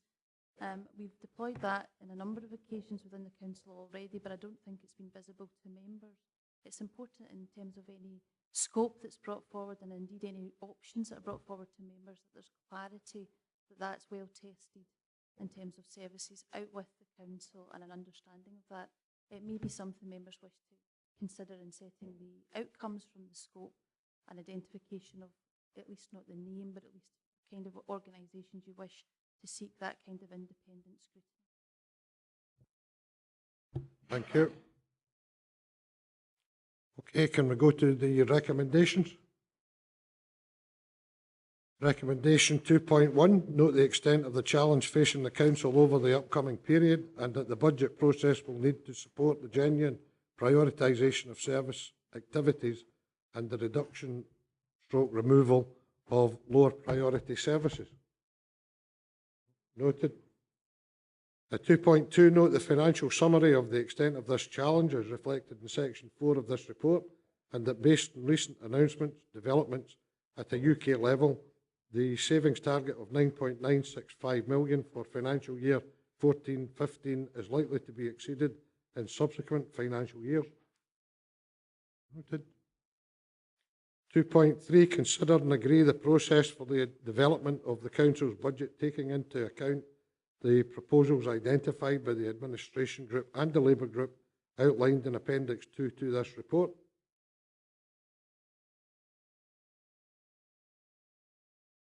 Have you got a... have we got a proposal on the process? I mean, Chair, I'm happy to move the Labour Group one. I don't frankly see it as a Labour Group one. I see it as minor amendments to the administration proposal, and I've set those amendments out. Councillor Carruthers. Point of clarification first. One of the things that Councillor Smith alluded to was the consultation with possibly the Commission services. I think it was mentioned welfare rights and citizens advice service, as well as Turning Point last year. Now, locally at Annandale and SDLA, the committee, we've got strong, clear governance advice when it comes to awarding a grant, whether it's for providing a service or somebody's applying for a grant, but to have discussions beforehand at political level was completely against the role and remit of the committee. So just to get reassurances that way and how that would apply in this case. Deputy Leader, if I understand, I'm not going to put words in Councillor Smith's mouth, but as I understand it, Councillor Smith's not suggesting any form of negotiation, merely suggesting that those organisations which are going to see the budget for the first time are made aware before they see the budget that there is a potential for their grant or the contribution being made to them to be reduced or indeed increased. But I would leave that to Councillor Smith. That's certainly my understanding. He's not, to my mind, proposing any form of negotiation at a political level, I would hope. Absolutely not. It's about the courtesy of informing an organisation. We informed an organisation who was getting extra money, but we didn't have the courtesy to inform those organisations that were seeing a cut. In this case, that highlight, 8 people lost their jobs ultimately, and the first they knew about that was when they got a letter from the council in March saying the budget was being removed. But this proposal was published by the council in December. I think it's common courtesy to say to organisations, this is this council's proposals, and you, like everybody else, can take part in that consultation process. Thank you. Councillor Davidson. Thanks, Deputy Leader. I was just wondering whether it is actually necessary for us to divide on this. I suspect maybe for my own benefit, I could hear what the differences actually are. Again, it might have been an issue of layout, I'm not sure what, but they were a little difficult to pick out in the report. If they are as incremental as is being suggested, I'm just wondering whether there's a unanimous solution. It might not be a bad idea. Thank you. Councillor Dick. Yeah, I largely concur with that, and if it's not clear in our budget process that affected groups would be consulted, then that should be added in, because I think that's certainly an essential part of it, and should start as early as possible. So just for clarification, can I ask Mr Garrett if he can distinguish any differences or difficulties, tensions between the two proposals? The differences between the two have been outlined by Councillor Smith. I think it's maybe helpful to mention to members that in terms of timing, there wasn't an opportunity I shared the administration's proposal with the Labour group, and they made the suggested amendments that Councillor Smith has gone over. Because of timing, there wasn't an opportunity to go back to the administration and check whether they were able to accept those prior to the papers being finalised. So that's why there's two proposals on the table. As Councillor Smith says, there's not any material or significant differences between the two. They are really adjustments or enhancements to the proposal. So I don't think there's anything that members would be uncomfortable with in those amendments. Thanks very much, Mr. Carrick. Can I just ask Councillor Smith for clarification on those small changes that he alluded to and mentioned earlier? I again agree with Councillor Davidson that I could distinguish no reason why we couldn't have consensus. People have obviously got the two proposals in front of them. The first change is that in the administration budget in May, you have the administration and other political groups provide direction to officers in CMT, etc., and you propose to do that in May. Now, as I said earlier, this is the 30th of May now, so it's probably not realistic to expect that to happen during the course of May. So we've moved that into July and June. We've also moved it to after the service committees agree the terms of the full service review. The reason for that is because what direction we're likely to provide is where the service reviews don't already cover. So until we see the service reviews, then it's quite difficult for us to provide direction. So that's why we've included that. The service committees will agree the reviews in June, hopefully, and then it'll be up to political groups to say to service directors, well, actually, I know you're going to review such and such, but we actually also want you to look at the following for savings. So that's why we've included that after the service review. In terms of September, I don't see any difference at all there. In terms of October, the administration have got the phrase initial results from those service reviews where savings are required for 2014-15 to be reported to and agreed by service committees. That our slight concern with that is it implied that the savings would be agreed at that time by service committees, and our view is that should be a matter for the budget setting process. So if you look at our wording, it says to be reported to service committees and agreed in principle, subject to any savings options being agreed through the budget process. So that's the only minor difference there. The other change is that in the administration budget, you have in October opportunities for early member agreement to some savings options to be done in October, and this is primarily those ones where indicative figures were given last year for following years. Our view is that should take place in December, and the reason for that is it's easier when you're looking at the figures to look at that as part of your overall budget rather than individually. It may very well be, and we know this happened last time, that the figures change because you have to provide a balanced budget. So until you've put forward your draft budget, the figures for your savings options won't really be known until you've got a draft budget. So we've put that process in December rather than October. We've also gone back to the previous system whereby there's an element of consensus there. If groups can agree in December savings options, then we get on with them.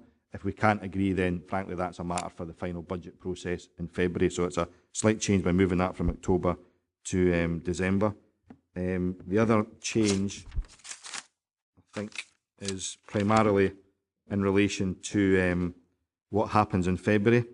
You'll see that we've added a line in the box that says February the 6th, 2014, where it says full council to agree the timetable and process for the forthcoming year's budget setting process. So rather than us waiting until the 30th of May to start on the budget, we actually agree that in February that what the timetable is going to be, instead of waiting several months before we actually do that, so people can get on with the work.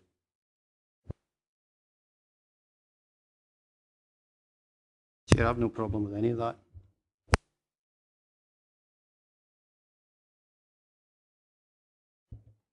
Well, I think you probably do, unless you actually unless I've misread this. December. I think if one reads that very carefully, the release of the administration's budget proposal and other political groups' budget proposals through full council, as opposed to ahead of full council. Now, I remember the budget working group, and that was a major row. So let's not have a row later on. Let's decide it now. The other question I wanted to ask about was the effect, the actual effect, because I think that this review toolkit deals with the effects of savings upon the rest of the council. So I'm not absolutely clear why you couldn't take savings in October. because I think the review toolkit would actually deal with the impact on the rest of the council, which I think is the worry with respect to the rest of the budget. I'm happy to be told that's not the case, if that is. Would like to Yeah, I think in terms of the difference between the proposals or timetables in terms of December, I think it's a wording issue. As he said, the administration says the proposals be released through full council, whereas the Labour group says ahead of full council. My discussions with the administration indicated that we would seek to release the budget proposal as part of the papers for full council. So it's provided that understanding is correct, then I don't think there's any material difference between the two options. In Thank terms you. of Councillor Smith. Sorry, Councillor Maitland. That other section with respect to October and the service review. Yes, I don't think that the issue was regarding the impact on other council services so much. I think it was more about making budget decisions and savings decisions in advance of the full budget proposals coming forward, and what the suggestion is that decisions at service committees should be in principle pending formalisation of that through the budget proposals that come forward in December. So it's not about the impact on other council services, it's just about the timing of when members actually agree to the savings that have been implemented. Councillor Smith. Okay, thank you. Can we agree? Yep. Okay, thanks very much. And finally, to 2.4, agree the updated service review approach set out in Appendix 3, which will ensure that elected members determine the outcomes and the implementation method to achieve those outcomes from service reviews. Agreed? Okay, we will break for 30 minutes for lunch. Thanks very much.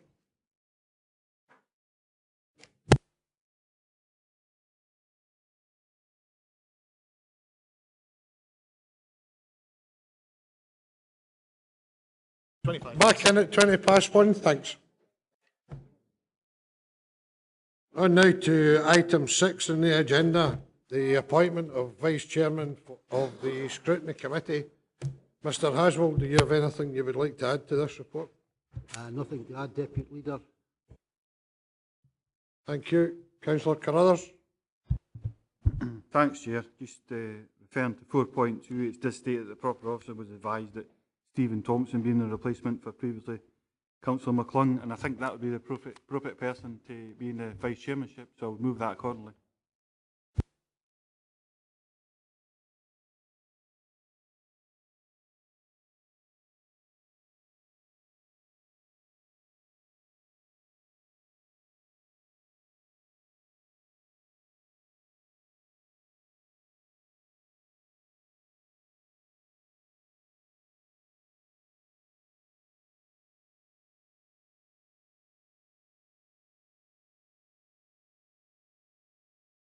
Sorry. On now to item 7 on the agenda, the Planning, Housing and Environment Services Subcommittee. Agree whether or not to withdraw delegation from the Planning, Housing and Environment Subcommittee. Move we do, sir. Geddes. I would move we do, sir. Objection? Thanks very much. This report is a follow-up from Planning, Housing and Environment Services Committee on the 14th of May 2013. We are asked to withdraw delegation from PH&E, which we have done. Now asked to determine the size of the proposed subcommittee. Councillor Carruthers. Thanks, Chair. I think we should be as expedient as we possibly can with this. It's to go back to the July committee, as far as I'm aware. Happy to move a membership of 7 for this committee.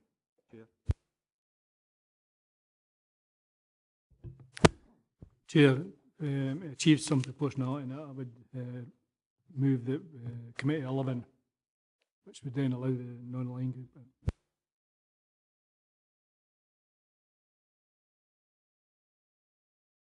Yeah, given the importance of this to the region as a whole, I mean, covering 2,500 square miles effectively, I think we need to have as much representation on there as possible, so I'm quite happy to second Councillor Nicholson and go for 11.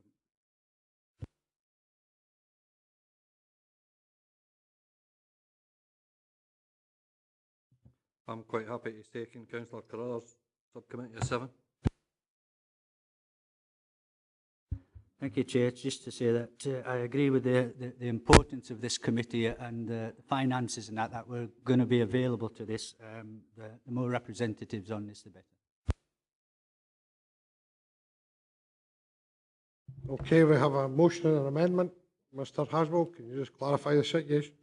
Thank you, sir. The motion is by Councillor Nicholson, seconded by Councillor Lever, and that's that the subcommittee has a membership of 11. The amendment is by Councillor Carruthers, seconded by Councillor McClung, and that is that the membership of the subcommittee be 7. Are you ready to proceed to vote, Deputy Leader? Thank you. Deputy Leader. Sorry. Councillor Carruthers.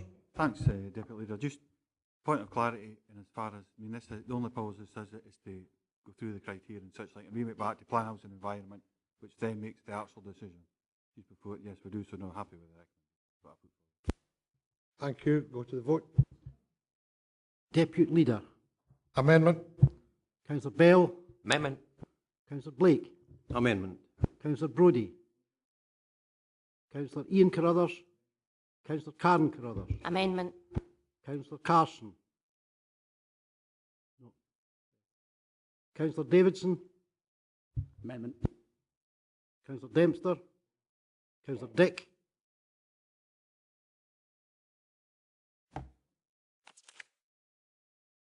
Councillor Diggle. Councillor Dryborough. Motion. Councillor Ferguson. Amendment. Councillor Foster. Councillor Geddes. Amendment. Councillor Gilroy. Amendment. Provost Groom. Amendment. Councillor Yen. Not present. Councillor Lever. Councillor Cawtrey. Motion. Councillor McClung. Amendment. Councillor McComb. Motion. Councillor McCutcheon. Motion. Councillor McGregor. Amendment. Councillor McKee. Motion. Councillor Maitland. Motion. Councillor Mayo. Amendment. Councillor Marshall. Motion. Councillor Martin. Motion. Councillor Nicholson. Councillor Nicholl. Councillor Ogilvie. Motion. Councillor Peacock. Motion. Councillor Prentice. Motion. Councillor Scobie. Not present. Councillor Smith. Councillor Stitt. Councillor Syme. Motion. Councillor Tate. Amendment. Councillor Stephen Thompson. Amendment. Councillor Ted Thompson. Motion. Councillor Tuckfield. Amendment. Councillor Witts. Councillor Wood. Amendment. Councillor Wiper. Motion.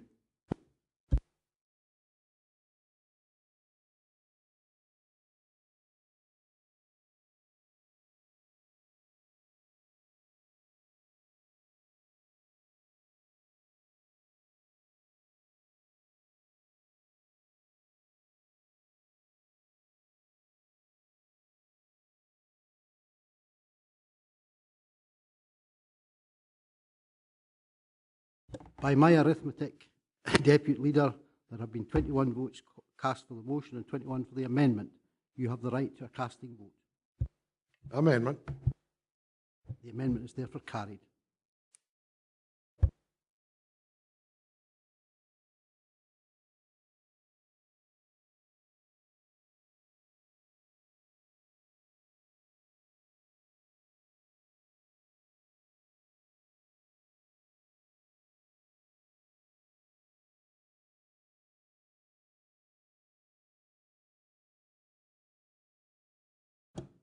Okay, agenda item number 8, notice of motion closure of Reid and Taylor. This is a notice of motion moved by Dennis Mail and seconded by Karen Carruthers. In accordance with standing orders, I'm going to ask Councillor Mail to speak to his motion and it will then open the debate. I know that things have moved on since the notice of motion was first received, and I'll give Dennis some latitude in the presentation of his motion. Can we remove delegation first, Chair? I think we have to, so I'll move that we remove delegation. Happy to remove delegation. Yep. Okay. Thank you, members, for withdrawing delegation. The last few months have been very damaging to the economy of the Ersdale Valley. The report before you states that there have been 3 significant redundancies in Langham of 64 jobs. Can I update you on that figure? It has now risen to 83 jobs lost. the most recent announcement of a further 17 more redundancies at Border Fine Arts. The figure at Delarn total in the last few months, 24. At Reid and Taylor, the number is 30, with 5 members of staff being kept on in Langham as the new owners have other business interests in the town. The Reid and Taylor factory, which is owned by the Cumberland Building Society, is now closed for the production of high-quality, world-famous twist suitings for which Langham was once famous, and its workload has transferred to Yorkshire. This means the last major manufacturer of textiles in Dumfries and Galloway is now closed. Can I concentrate on the Reid and Taylor issue for a moment? And here I must pay tribute to our regeneration staff, our MP David Mundell and Joan McAlpine, SNP, MSP, for their efforts and keeping in touch as the administrators became involved. But no matter what, the deal has been done, and we must now look to the future. I still believe that a textile mill can make a significant difference to the economy of Esdale and Dumfries and Galloway, if the truth is that Reid and Taylor had a £1.6 million order book, and it was their Indian owners that could not provide the funds for materials to let the mill continue in production. I know the owners of the mill site are keen to look at what use the site can be put to. I have had a conversation with someone who is actively engaged in this exercise, and we have promised to keep in touch with each other. The Cumberland also have a good track record for working with and supporting community projects. What we need is an urgent meeting with Council, Scottish Enterprise, Scottish Government ministers, etc., and the site owners to see if a community-led textile company is possible. Langham has the skills and the commitment. What it needs is help to explore fully this possibility. Turning to the other issues, consultations have been happening in Langham for the last 9 years about the community hospital, a new day centre, a new care home and sheltered housing for the elderly and disabled. We have sites with planning permission for a care home and sheltered housing, made available and sold for that purpose by this council. There was also a report commissioned by the Health Board on community care by a company called Tribal 6 years ago. For a variety of reasons, the above issues, such as the recession, have not been resolved. But recent consultations through Putting You First and now ongoing through CADISPA have only further highlighted and helped to strengthen the desperate need for these projects to commence. Also ongoing is work by one of the 3 Dumfries and Galloway Pathfinder groups looking into the clinical needs of the community of Esdale. A lot of hard work has been done involving a lot of local volunteers and local groups such as the community councils, Langham Initiative, the Esdale Foundation and the Langham Day Centre and local businesses. There is a business regeneration group looking at the High Street, and 3 new businesses have started in vacant shops in the last few weeks. Other local groups are organising special events to raise the profile of Esdale. Last weekend, several hundred people turned up to take part in an excellent weekend of running and cycling. Another group that has been set up as a community fundraising group raised over £600 at its first event. I hope the above shows that the residents of Esdale are not going to take the disasters that have hit their community lying down. They are on their feet with their sleeves rolled up and ready to tackle any task to get Esdale firing on all cylinders again. I hope they can rely on this council's help. So whilst the part of the motion that calls for a meeting with the former owners of Reid and Taylor's is no longer relevant, I hope all councillors will support the slightly amended motion that Councillor Karen Carruthers and I are now putting forward. Following the disastrous news in Esdale of the closure of Reid and Taylor's 30 jobs, hard upon the closure of Delarn 24 jobs, and the loss of 29 jobs at BFA, we asked Dumfries and Galloway Council to take whatever steps are necessary to host a meeting with Scottish Enterprise, Scottish ministers, local MP and MSPs, and the Reid and Taylor site owners to explore the option of using that site to create a community textile firm. Or failing that, explore all other options available for the use of the site to the benefit of the community. Also, that the Council, working with its partners, DG and Health Board, local RSLs, local businesses and local organisations, accelerate the health and community projects currently under discussion in Esdale. That's the motion, Chair. Thanks very much, Council. Councillor Karen Carruthers. Thanks, Chair. In seconding the motion, I would like to provide a few facts for members that highlights the desperate need for action in Langham. The population in Langham has fallen by 6% in the last 10 years, and the population profile is getting older. The number of children has dropped from just over 18% in 2001 to just under 16% in 2011, while the proportions of pensionable age has increased from 22.5% in 2001 to around 30% in 2011.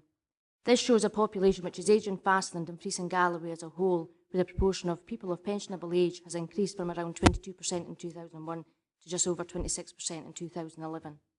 Currently in the care sector, 49 care home residents are now housed in Cumbria, the Borders, or out with Estill and Dumfries and Galloway. And 25% of the overall population has to travel more than 2 kilometres to their place of work or study. And both Langham and Canterbury has 2 data zones in the top 10% of geographically deprived areas in Scotland. I hope that these statistics will convince fellow councillors to give the motion their fullest support. Thank you. Councillor Dryburgh. Thanks very much, Chair. It is sad that all these things are happening in the Esk Valley. It's disappointing that Councillor Mayor is seeking to make a party political broadcast on behalf of the SNP and the Tories when Elaine Murray has been in regular discussions with administrators and unions on the job losses. However, looking at the actual issue, the average wage in Dumfries and Galloway is reduced, and we are now the lowest paid region in Scotland. Wages are going down and the cost of living is going up. We should replace those jobs with similar jobs, but not going into low-wage care jobs. Important though they are, we do need care workers in that particular area. The ward that I and the 3 other councillors represent, something else that Councillor Mail tends to forget when he talks about Langham, can be broken into 4 distinct areas. Firstly, you've got Gretna and the surrounding villages, which once the economic downturn is over, we'll see a huge amount of money being spent in it. You've got the M74 corridor, where no end of opportunities will be once the LDP is accepted. And then you've got the more rural villages and hamlets. And then on top of that, you've got the Esk Valley. What Councillor Mail is asking for in this motion is more of the same that we've had over the years. We don't need that now. We need to improve our opportunities in the Esk Valley. We have seen the Cadispa report and what it says is needed in the Valley and Langham, according to only about 10% of the people that are actually there. Manufacturing jobs are what we need, and we need to look at in industry, renewables, waste management opportunities. And I'm not talking about having a waste site at Langham, but looking at recycling opportunities, energy companies coming in, inviting them in to see what the Esk Valley actually has. Why not have the Esk Valley as the new Silicon Valley of Dumfries and Galloway? I'm talking about taking a huge step forward with regards health and well-being. It's going to cost thousands, hundreds of thousands of pounds to bring Thomas Hope Hospital up to modern day standards. Why not build a new area hospital which will go in line with the day services that the area teams are actually working on? Let's work with the community council, the community, NHS, as Councillor Mail is suggesting, but also bring into that what can be done through the real commissioning and delivery at a local level. We need to be more inspirational for our constituents, and we need to work with the NHS and private sector to get jobs in the area. We need to charge Scottish enterprise with getting the right help for the valley, and we need to think bigger about what's going to happen with the coal industry, what can be done to help the situation by using developer contribution to keep our young people in that area.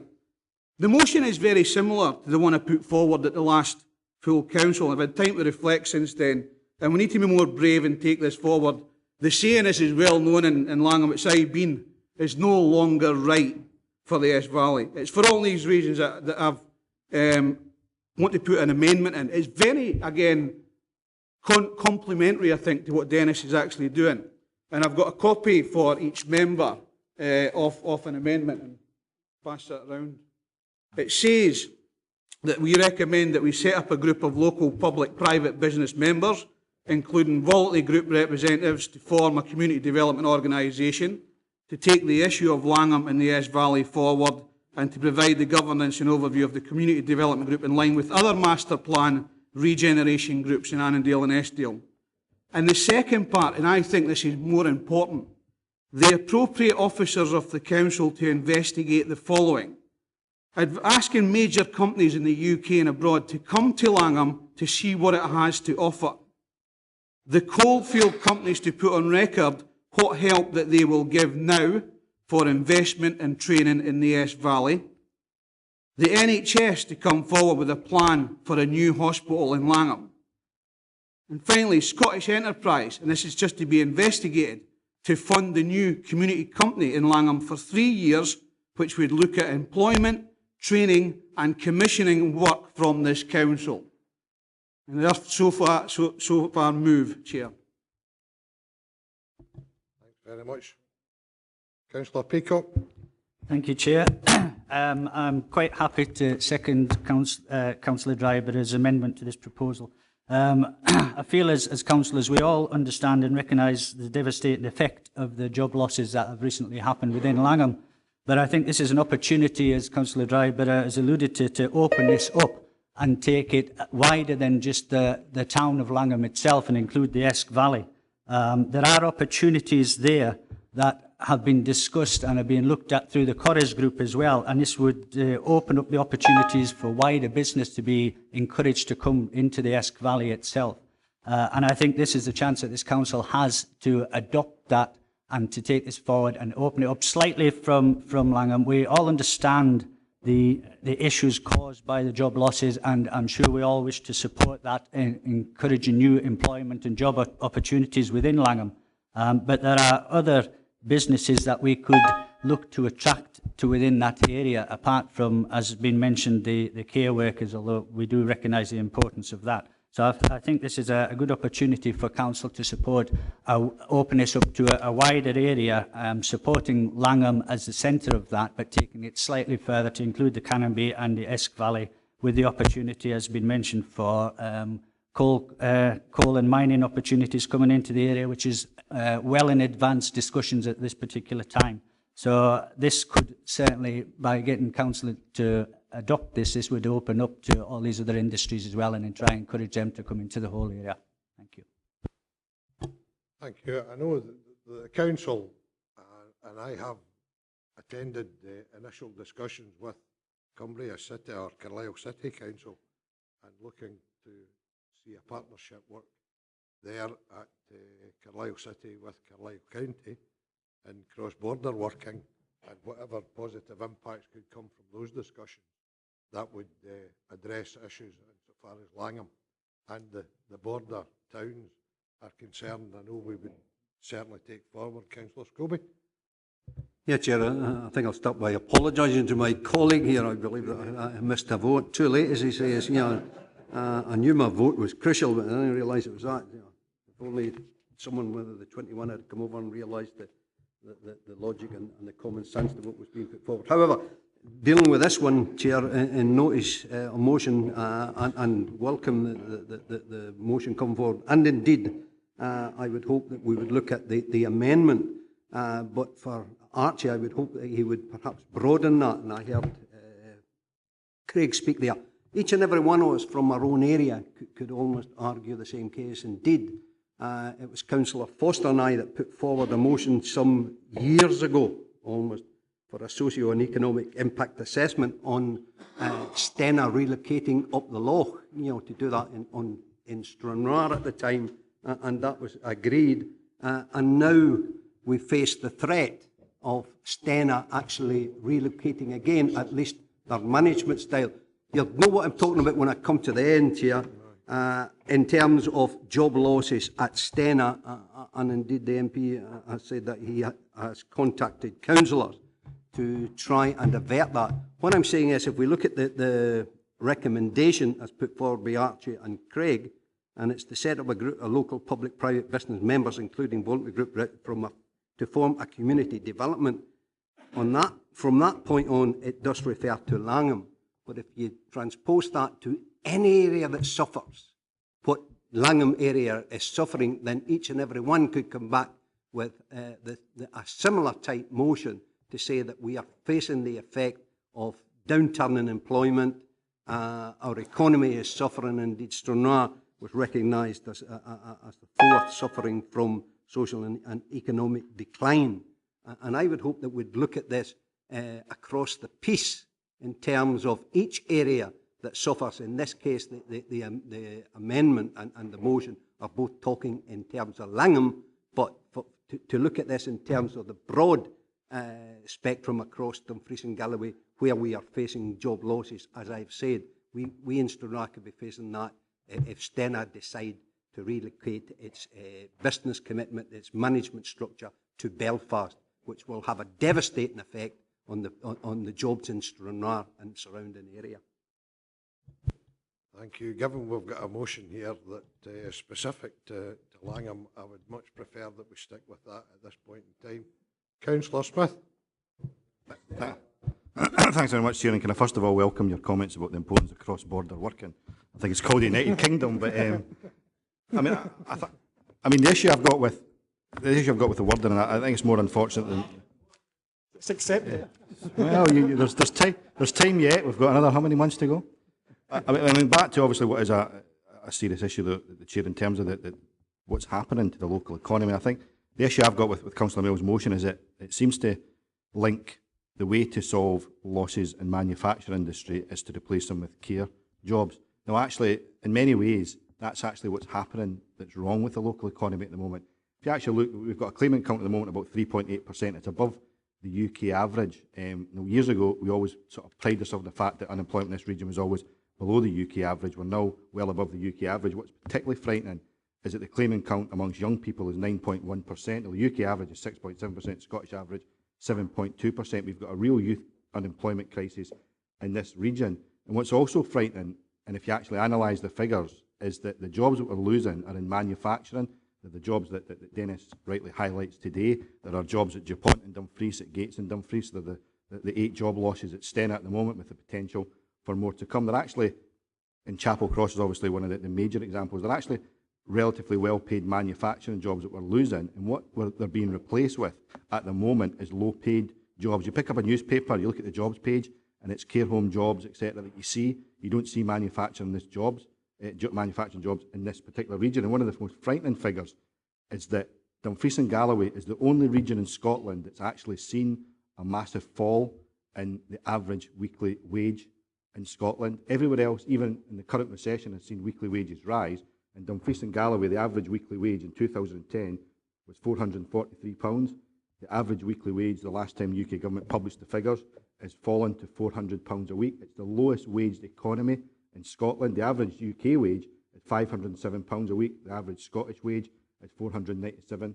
So our claim to fame of being first in Scotland is that we're first, all right, we're the most lowest paid region in Scotland, and that problem's getting worse because we are driving down the loss of manufacturing jobs, and the only jobs that are being created at the moment is actually in the low-paid sector. Now, the UK government always talks about the fact that you can replace public sector jobs with private sector jobs. Another frightening statistic in this area is that this council's got rid of 1,000 people. The UK government always talks about the fact they've created 1 million private sector jobs. Even when you look at the UK government's own figures, you'll see that Dumfries and Galloway is actually exempt from that so-called success. There have been 3,000 more private sector jobs created in the borders. In Dumfries and Galloway, since 2010, we've seen a fall of 2,000 private sector jobs in this region. The economy in this area is in major crisis. It's in Langham, but it's right across the region, and it's because we're replacing manufacturing jobs with either no jobs or low-paid jobs, and that's worrying. And what annoys me and frightens me is the fact that none of us actually know exactly what the enterprise company is doing about this. I mean, I really have no idea what the enterprise company currently does in terms of job creation in Dumfries and Galloway. I know what it does in terms of investment in the borders. I have no idea what it's actually doing in Dumfries and Galloway. And there's a real issue that all the agencies, UK, Scottish Government, and the agencies in this council have got to get together and start to look closely at the real economic crisis that's facing our region.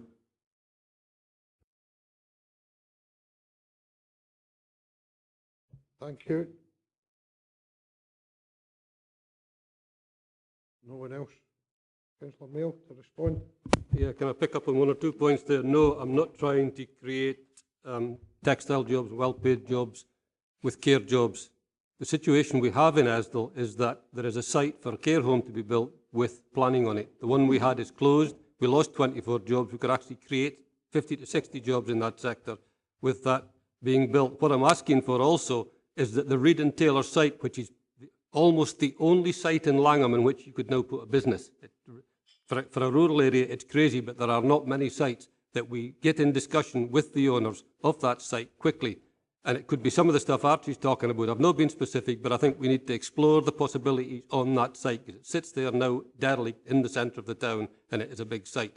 So the reason I've not been specific is I believe it can be a full discussion, taking in any sort of work that can come to the area, including textiles, which Langham was famous for, And if that could start up again, then I quite believe we actually could have a very, very vibrant textile economy in Langham again. So it's not about just creating care jobs. This is about the wide aspect of things. And on some of Archie's stuff, we already have a Langham initiative. We have the Estill Foundation. We have the recommendation for Cadispa. And I really would not want to impose upon the community suggestions how they're going to go forward. I would want to take from the discussions that are going on how we go forward and things we develop in which all councillors will be involved. And the Pathfinder group at this minute, working on behalf of the Health Board and the Council, chaired by the local GP, is looking at the health needs in Langham, and it will come to its conclusions. And already the Chief Executive of the Health Board has said Langham will definitely have an 8 to 12 bedded hospital in the community. How that is achieved, whether it's Thomas Hope or a new build, is something we will need to wait and find out till these reports are finished. So I wouldn't want to preempt any of that, but I would want to push it forward to its conclusions and not members of this council make decisions before we get to the point those decisions are quite ready to be made. So I'm going to stick with the motion and take it forward that way, Chair. Thank you, Chair. I take on board what Councillor Smith has just recently said about problems with regard to economic transition in Dumfries and Galloway, that these are wide-ranging problems. However, with regard to this specific issue, before lunchtime, we had a display of unity from the Council. Surely, on this issue, we can also have a display of unity and the presentation of a composite motion. Thank you. Can I ask the Chief Executive to say a few words on the motion as presented? Sorry, just an amendment, just in case we do then go up to a vote. I'd probably look to Councillor Dryburgh, and it's the third bullet point. I think again, Councillor Mail has mentioned a new hospital. The Health Board has not even talked about a new hospital in Langham. The conversations are very much between officers about their intentions, and I would hate members to put down in a public motion committing another public body which might put in a difficult position. These are very sensitive discussions because we've been here for a while. I'm just wondering whether Councillor Dryburgh would consider the bullet being amended to how we can support the NHS in developing and delivering new integrated facilities in Langham. Just to say to members, what we're hoping to put there is different than currently there and meets the more modern need for professional services. It's just the way it's presented, could put the Chief Executive in a difficult position in getting what we all want.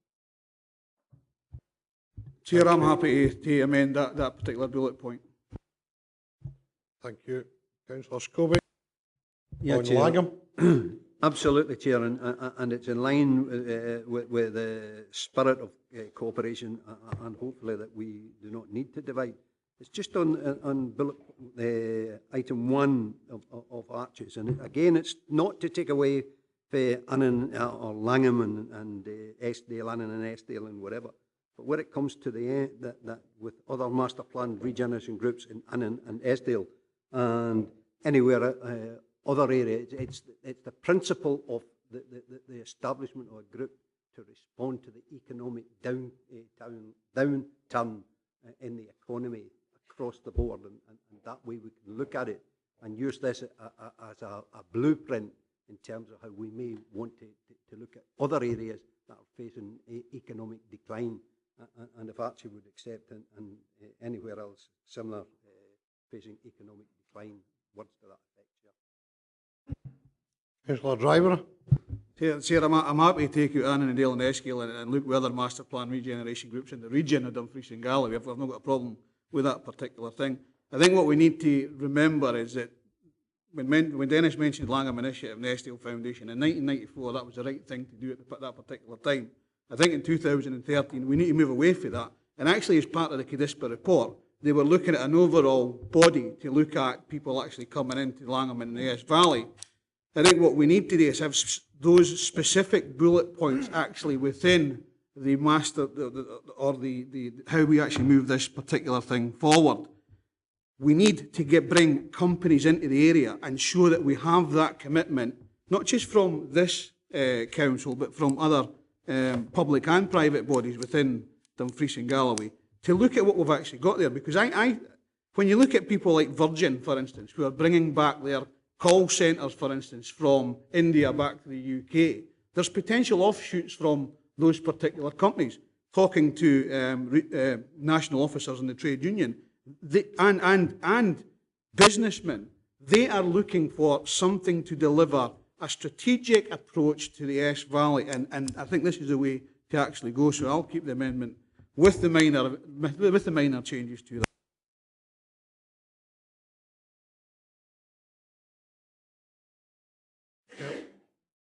It must be borne in mind that we already have a strategic partnership board, and that's maybe something that needs to be refreshed in light of the views that have been expressed, not least here today, that we well recognise. Councillor Mail. Yeah, thanks, Chair. I mean, I hear what Archie's saying, and I don't disagree with a lot of it, but it has been specific, and what I've tried to be is general, because what I've said is, or failing that, explore all other options available for the use of the site, and through officers and that is what we would do. We would explore what business, if any, was available to come into the town, but by being prescriptive here, then I don't think we do ourselves any favours at all. That's why I've kept it as open as I possibly can. I would pick up on one point you made about the politics. As far as I'm concerned, David Mundell and John McAlpine have been in touch with me. Nobody else has. And I've seen Elaine in the paper, but she's not personally been in touch with me, and obviously welcome everybody's commitment. And that's why I've asked for a meeting that would include all MSPs or MP, obviously all the councillors involved, to take this forward. And I think we've got to let the work that's been done in Esdell, through Cadispa, which is now finished, through the NHS group that's now finished, come to a conclusion and develop the body it needs to develop. And again, we cannot be prescriptive and say we've got to do this. And the people need to finish the work they've been working on for the last 4 years to take this forward. So I'll leave the motion as it is, Chair, and I'm sorry we've got to go to a vote, but that's the way it is. Thank you. I had, as it were, hoped that in the spirit of the expressed statement by Councillor McComb that we might get a form of consensus. Councillor Brodie. Yeah, following on from Councillor McComb, I'd like to propose a compromise on it. I think if we follow Councillor Mail's motion, add Scottish Enterprise to the group of organisations which should be involved in the plan. Yeah. I think it's mentioned in the last paragraph, in the second paragraph. If we add that into the second paragraph as well to reinforce that, and look at all further ways to bring sustainable employment into the area, which would include. Councillor Nicholson. Chair, it might be an opportune time if you think it's right to, maybe get the movers of the motion and the amendment to have a recess for 10 minutes or 15 minutes of that and have a talk to see if there are any similarities or if we have to go to a vote or not. I'm recognising the rocky ground again, yeah. Yeah. One of the things as well is you mentioned about the Strategic Partnership Board and how we've only got one of them. Can you remind me who's on it? Who's not on it? It's needing refreshed.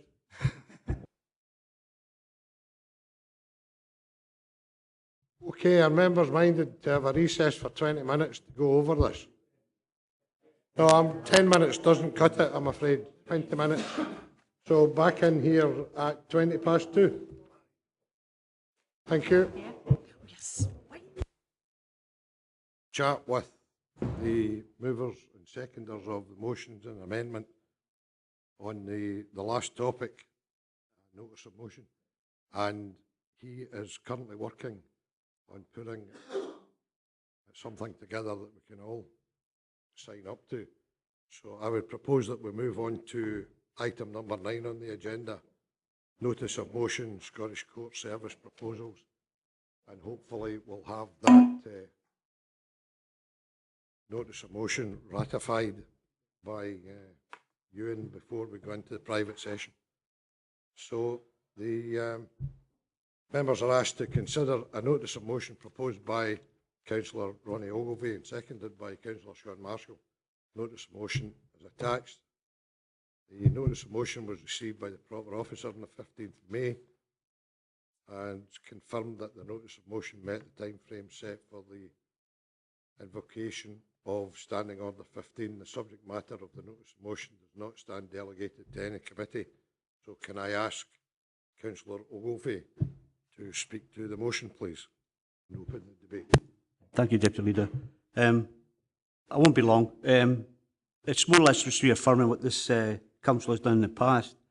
I think things have moved on. Rosanna Cunningham, who's the MSP, and she chairs the relevant committee, is on record as asking for evidence from communities how they'll be affected, and that's captured in my motion also. So there's an opportunity for us to submit a case of keeping justice close to the communities. My worry is that we move away from that and people have distances, lack of opportunity to get into the justice system. We've also had local solicitors who feel they might lose business because of this, who represent people in Annan, Kirkcudbright and indeed in Stranraer. So there's an economic argument there as well. Also, there was a worry that I saw a report last week on Scottish News. I can't remember the chap, but he was saying this is only the beginning, there'll be another review. So I feel if we don't put our case now, we might suffer further reductions in local justice.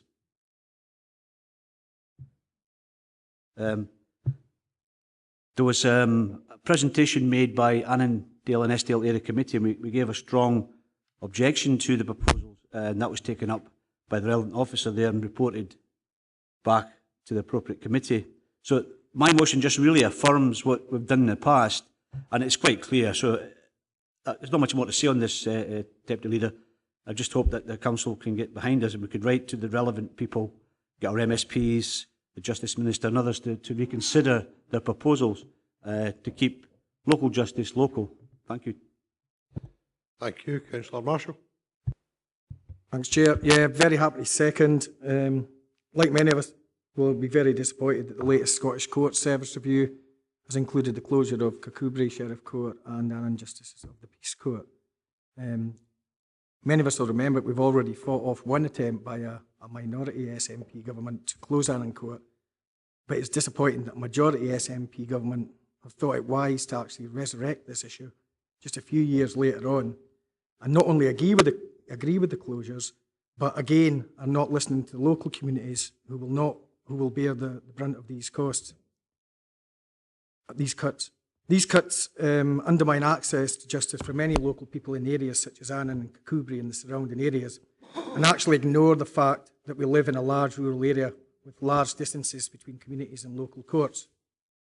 It's obvious SNP ministers have already made up their minds. However, the proposals will still be subject to a vote in the Scottish Parliament, and we have the support of local Labour MSP Elaine Murray. But it is also important that we support this motion, which includes writing again to the Scottish Parliament Justice Committee with evidence on the impact on local communities. The Justice Minister, Mr McCaskill, to ask him to reconsider his support for these proposals. But most importantly, we're writing to all our local MSPs to oppose these proposals on any votes on the matter, which in particular will hopefully get our local SNP MSPs to support their local communities and also their local SNP councillors who agreed to lobby against the closure and not actually bow to the SNP ministers. So happy to second that, Chair. Thank you. Councillor Davison. Thank you, Deputy Leader.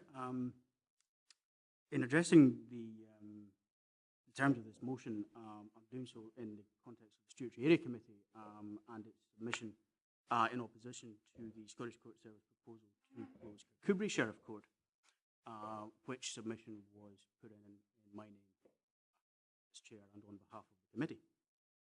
We did so for a number of reasons. I'm only going to highlight two. The first, and I think one of the strongest arguments, being the volume of cases that Kirkcudbright has historically dealt with. It was quite clear from the numbers that were supplied by the Scottish Court Service in their consultation document that in comparison with the other courts that Kirkcudbright had been banded with, which were termed low-volume sheriff courts, that Kirkcudbright had a significantly higher volume of cases than the other 4 or 5 in that list. I think when we were discussing this at the area committee, we also reflected on and expressed concerns. I remember Councillor Maitland expressing them very eloquently over the, I suppose, really 30-year policy trend, which has to an extent removed significant administrative functions from our former county towns. And let me be clear in addressing this motion that I remain of that view, and I continue to support the position that the area committee took.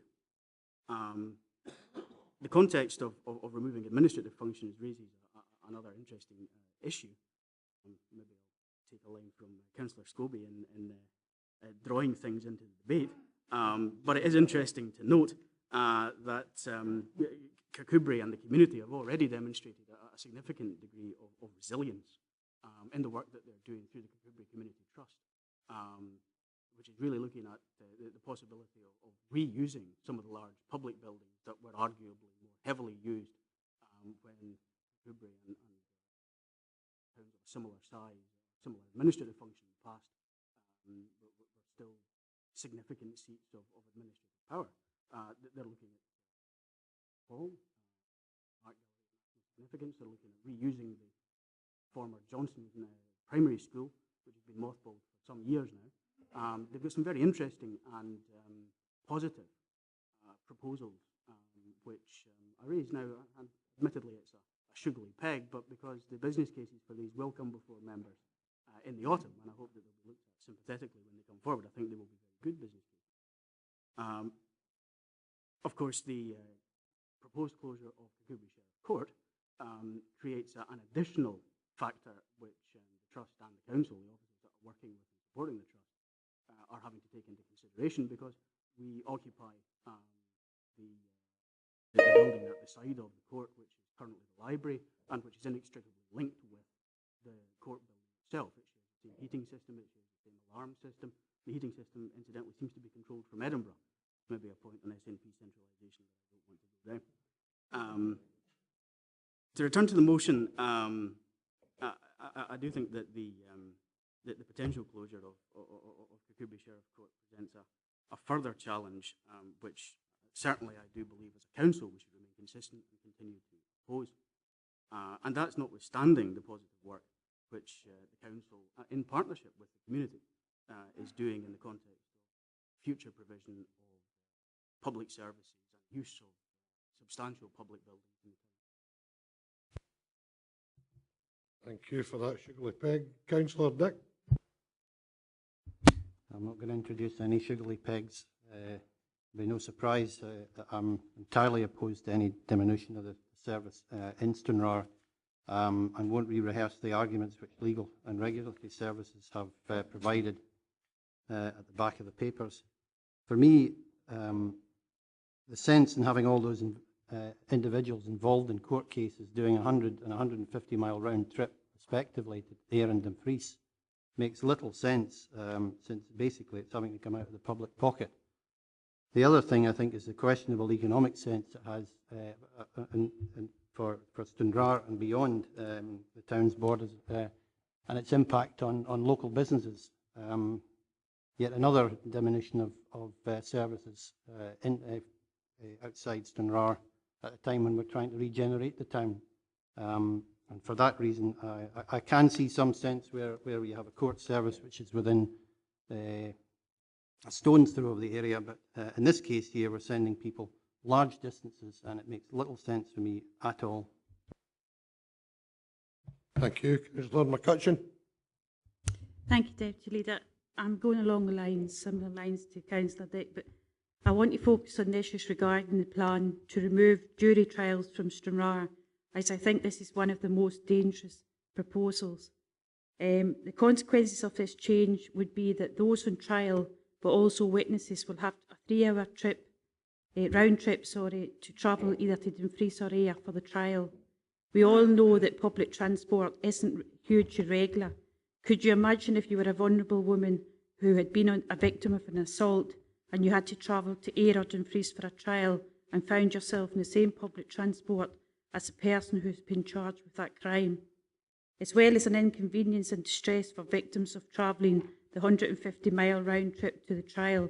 There is also the impact on local businesses in Stranraer. Local legal firms will lose businesses to Ayr and Dumfries, as people will be reluctant to pay a solicitor in Stranraer to travel for 3 hours for them. This is the time they want their solicitor to be preparing their case, not driving 150 miles. If they do continue to use solicitors in Stranraer for trials in Ayr or Dumfries, then there will be a real fear that because so much time is used by travelling and not enough time in the case.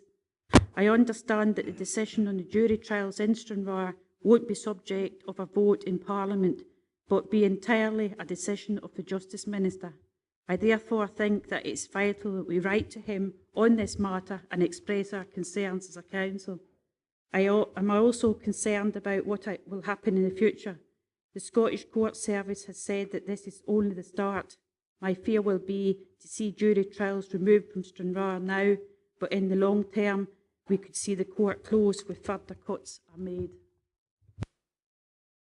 Thank you. Councillor Brodie. Thanks, Chair. I'd very much like to support this cross-party motion, not only because of the issues of access to justice, people having to travel long distances, but also it's a matter of heritage and damage to the social fabric of some of our communities. The justice has been dispensed in Annan for over 400 years. The first case recorded was in 1586 of John Forrest, back at the Hill Annan, who was found guilty of stealing 2 turnips. He was taken by the lug to the town hall where 40 lashes of the birch were administered. He was taken another 400 yards to the Fish Cross through an angry mob and 40 more lashes administered. Then taken to Town Muir, the outskirts of the town, where he was told never to return. Now, perhaps we can't expect these deterrents to be reinstated, but perhaps there is time for the Scottish Government to change its mind and keep local access to justice. Maybe Kenny McCaskill will deliver on these deterrents, we don't know.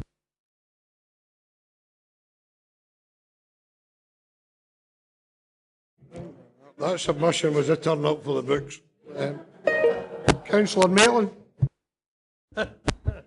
Oh gosh, follow that. Members, I have no difficulty at all with what's been proposed here. I thought it was an excellent submission that was made to the Justice Committee. I'm very sorry that it appears to have fallen on deaf ears looking at the response. Can I say to you that I think there's a bigger issue here to do with centralisation and the public spending being sucked back into the centre. I wonder whether, I take advice from officers, but I wonder whether we could add just a bullet point suggesting that we remit to officers to investigate the issue of centralisation of public services, spending and decision-taking on our region using our new tool, which is the Crichton Institute Regional Observatory.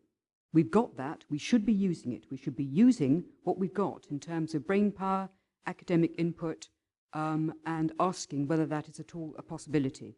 So I simply add that at this stage. I'll take advice.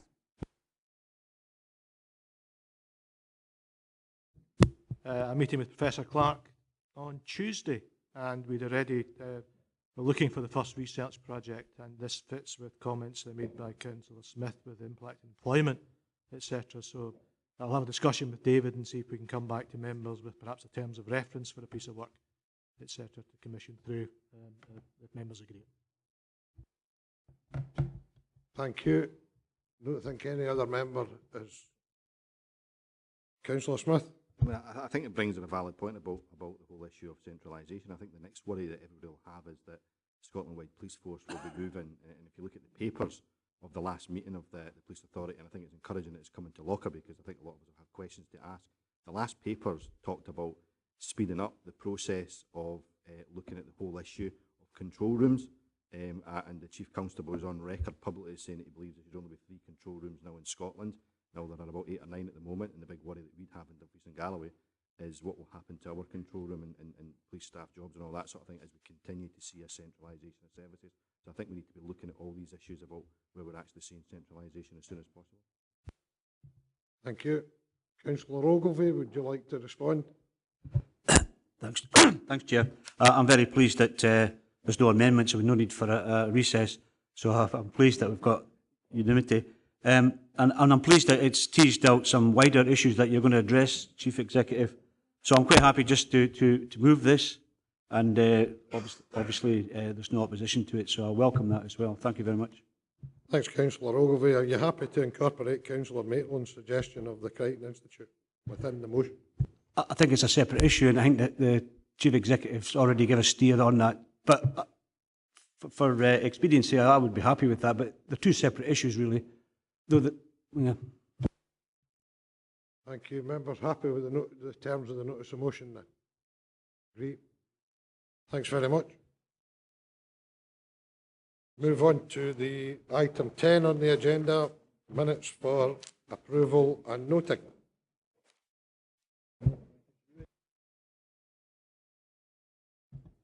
Thank you. Councillor Peacock. Thank you, Chair. It's just a slight amendment to the minute of the last full council. On item 2, the declarations of interest. I am recorded as declaring my interest in item 6, the non-residential community care service, which was quite correct and valid.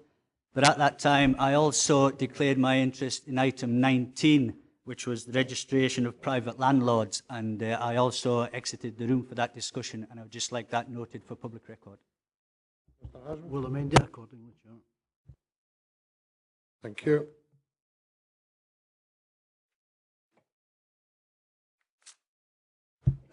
So can we go to the Council of 20th March?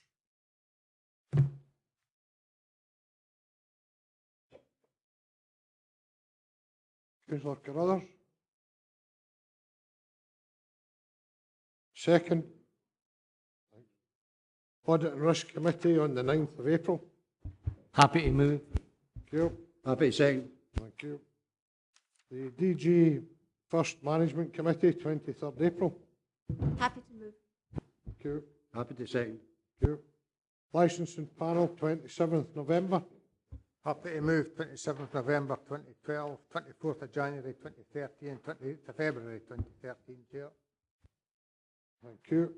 I will second 27th November, 24th of January, 28th of February, and I would move 13th of March. Thank you. Thank you. 13th of March. Sorry, that's 21st of March. Happy to move 21st of March and 18th of April 2013, Chair. Thank you. Thank you. A second, the 18th of April. Thank you. Local Review Body, 10th of April 2013. Happy to move. Thank you. Happy to second. Thank you. 8th of May. Happy to move, Chair. Thank you. Seconded, Leader. Thank you. Police Fire and Rescue Committee, 26th of February. Happy to move 26th of February, 5th of March and 21st of March, Chair. Thank you. Happy to second the 26th of February. Thank you.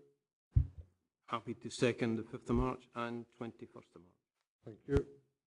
Complaints against the Police Subcommittee, 27th March. Happy to move. Happy to second. Thank you. Performance and Development Review Panel, 12th of April. Happy to move, Chair. Happy to second. Thank you. Social Work Service Committee, 25th of April. Happy to move. Thank you. Thanks very much.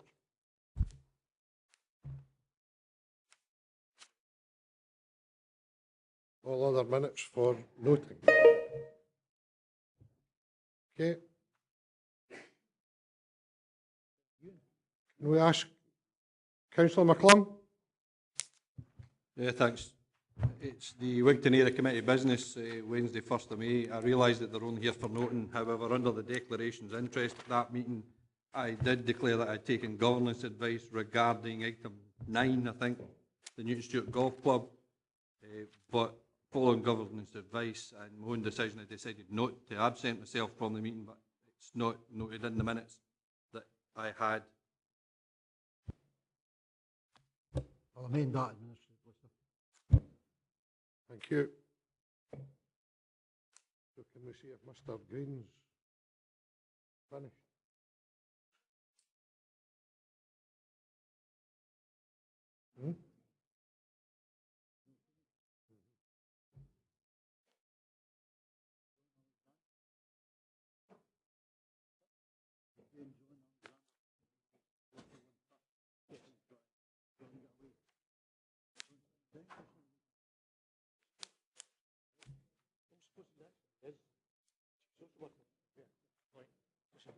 Sorry. Yes.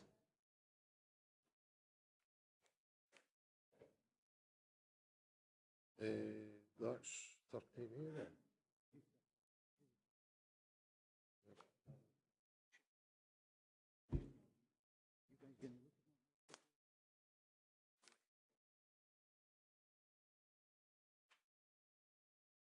No, Rob's got it.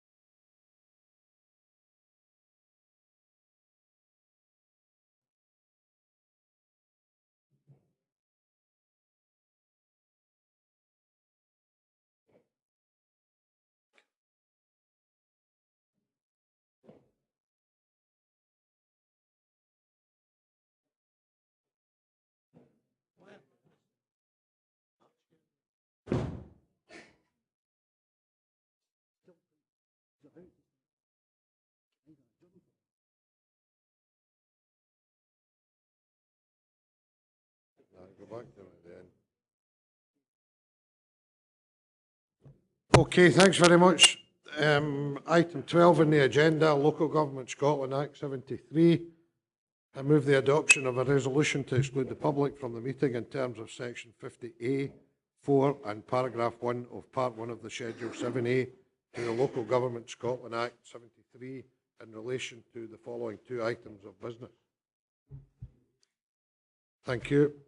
Can I go first of all then to 13A, designation of interim? The mover of the motion and the mover of the amendment from earlier on a composite motion here, Councillor Mail.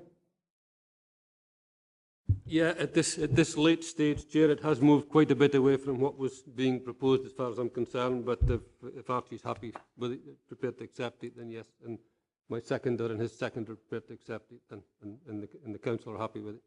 Okay. Thank you. Councillor Driver. Chair, I don't think it's moved that much, actually, to tell you the truth. But I think it recognises what we've been saying about the strategic overview of not just Langham, but Annandale and Eskdale, and then Dumfries and Galloway. So it certainly fills the criteria of my amendment. I'm so willing to accept the composite. Thanks very much. Members happy to adopt? Thanks very much. Thank you.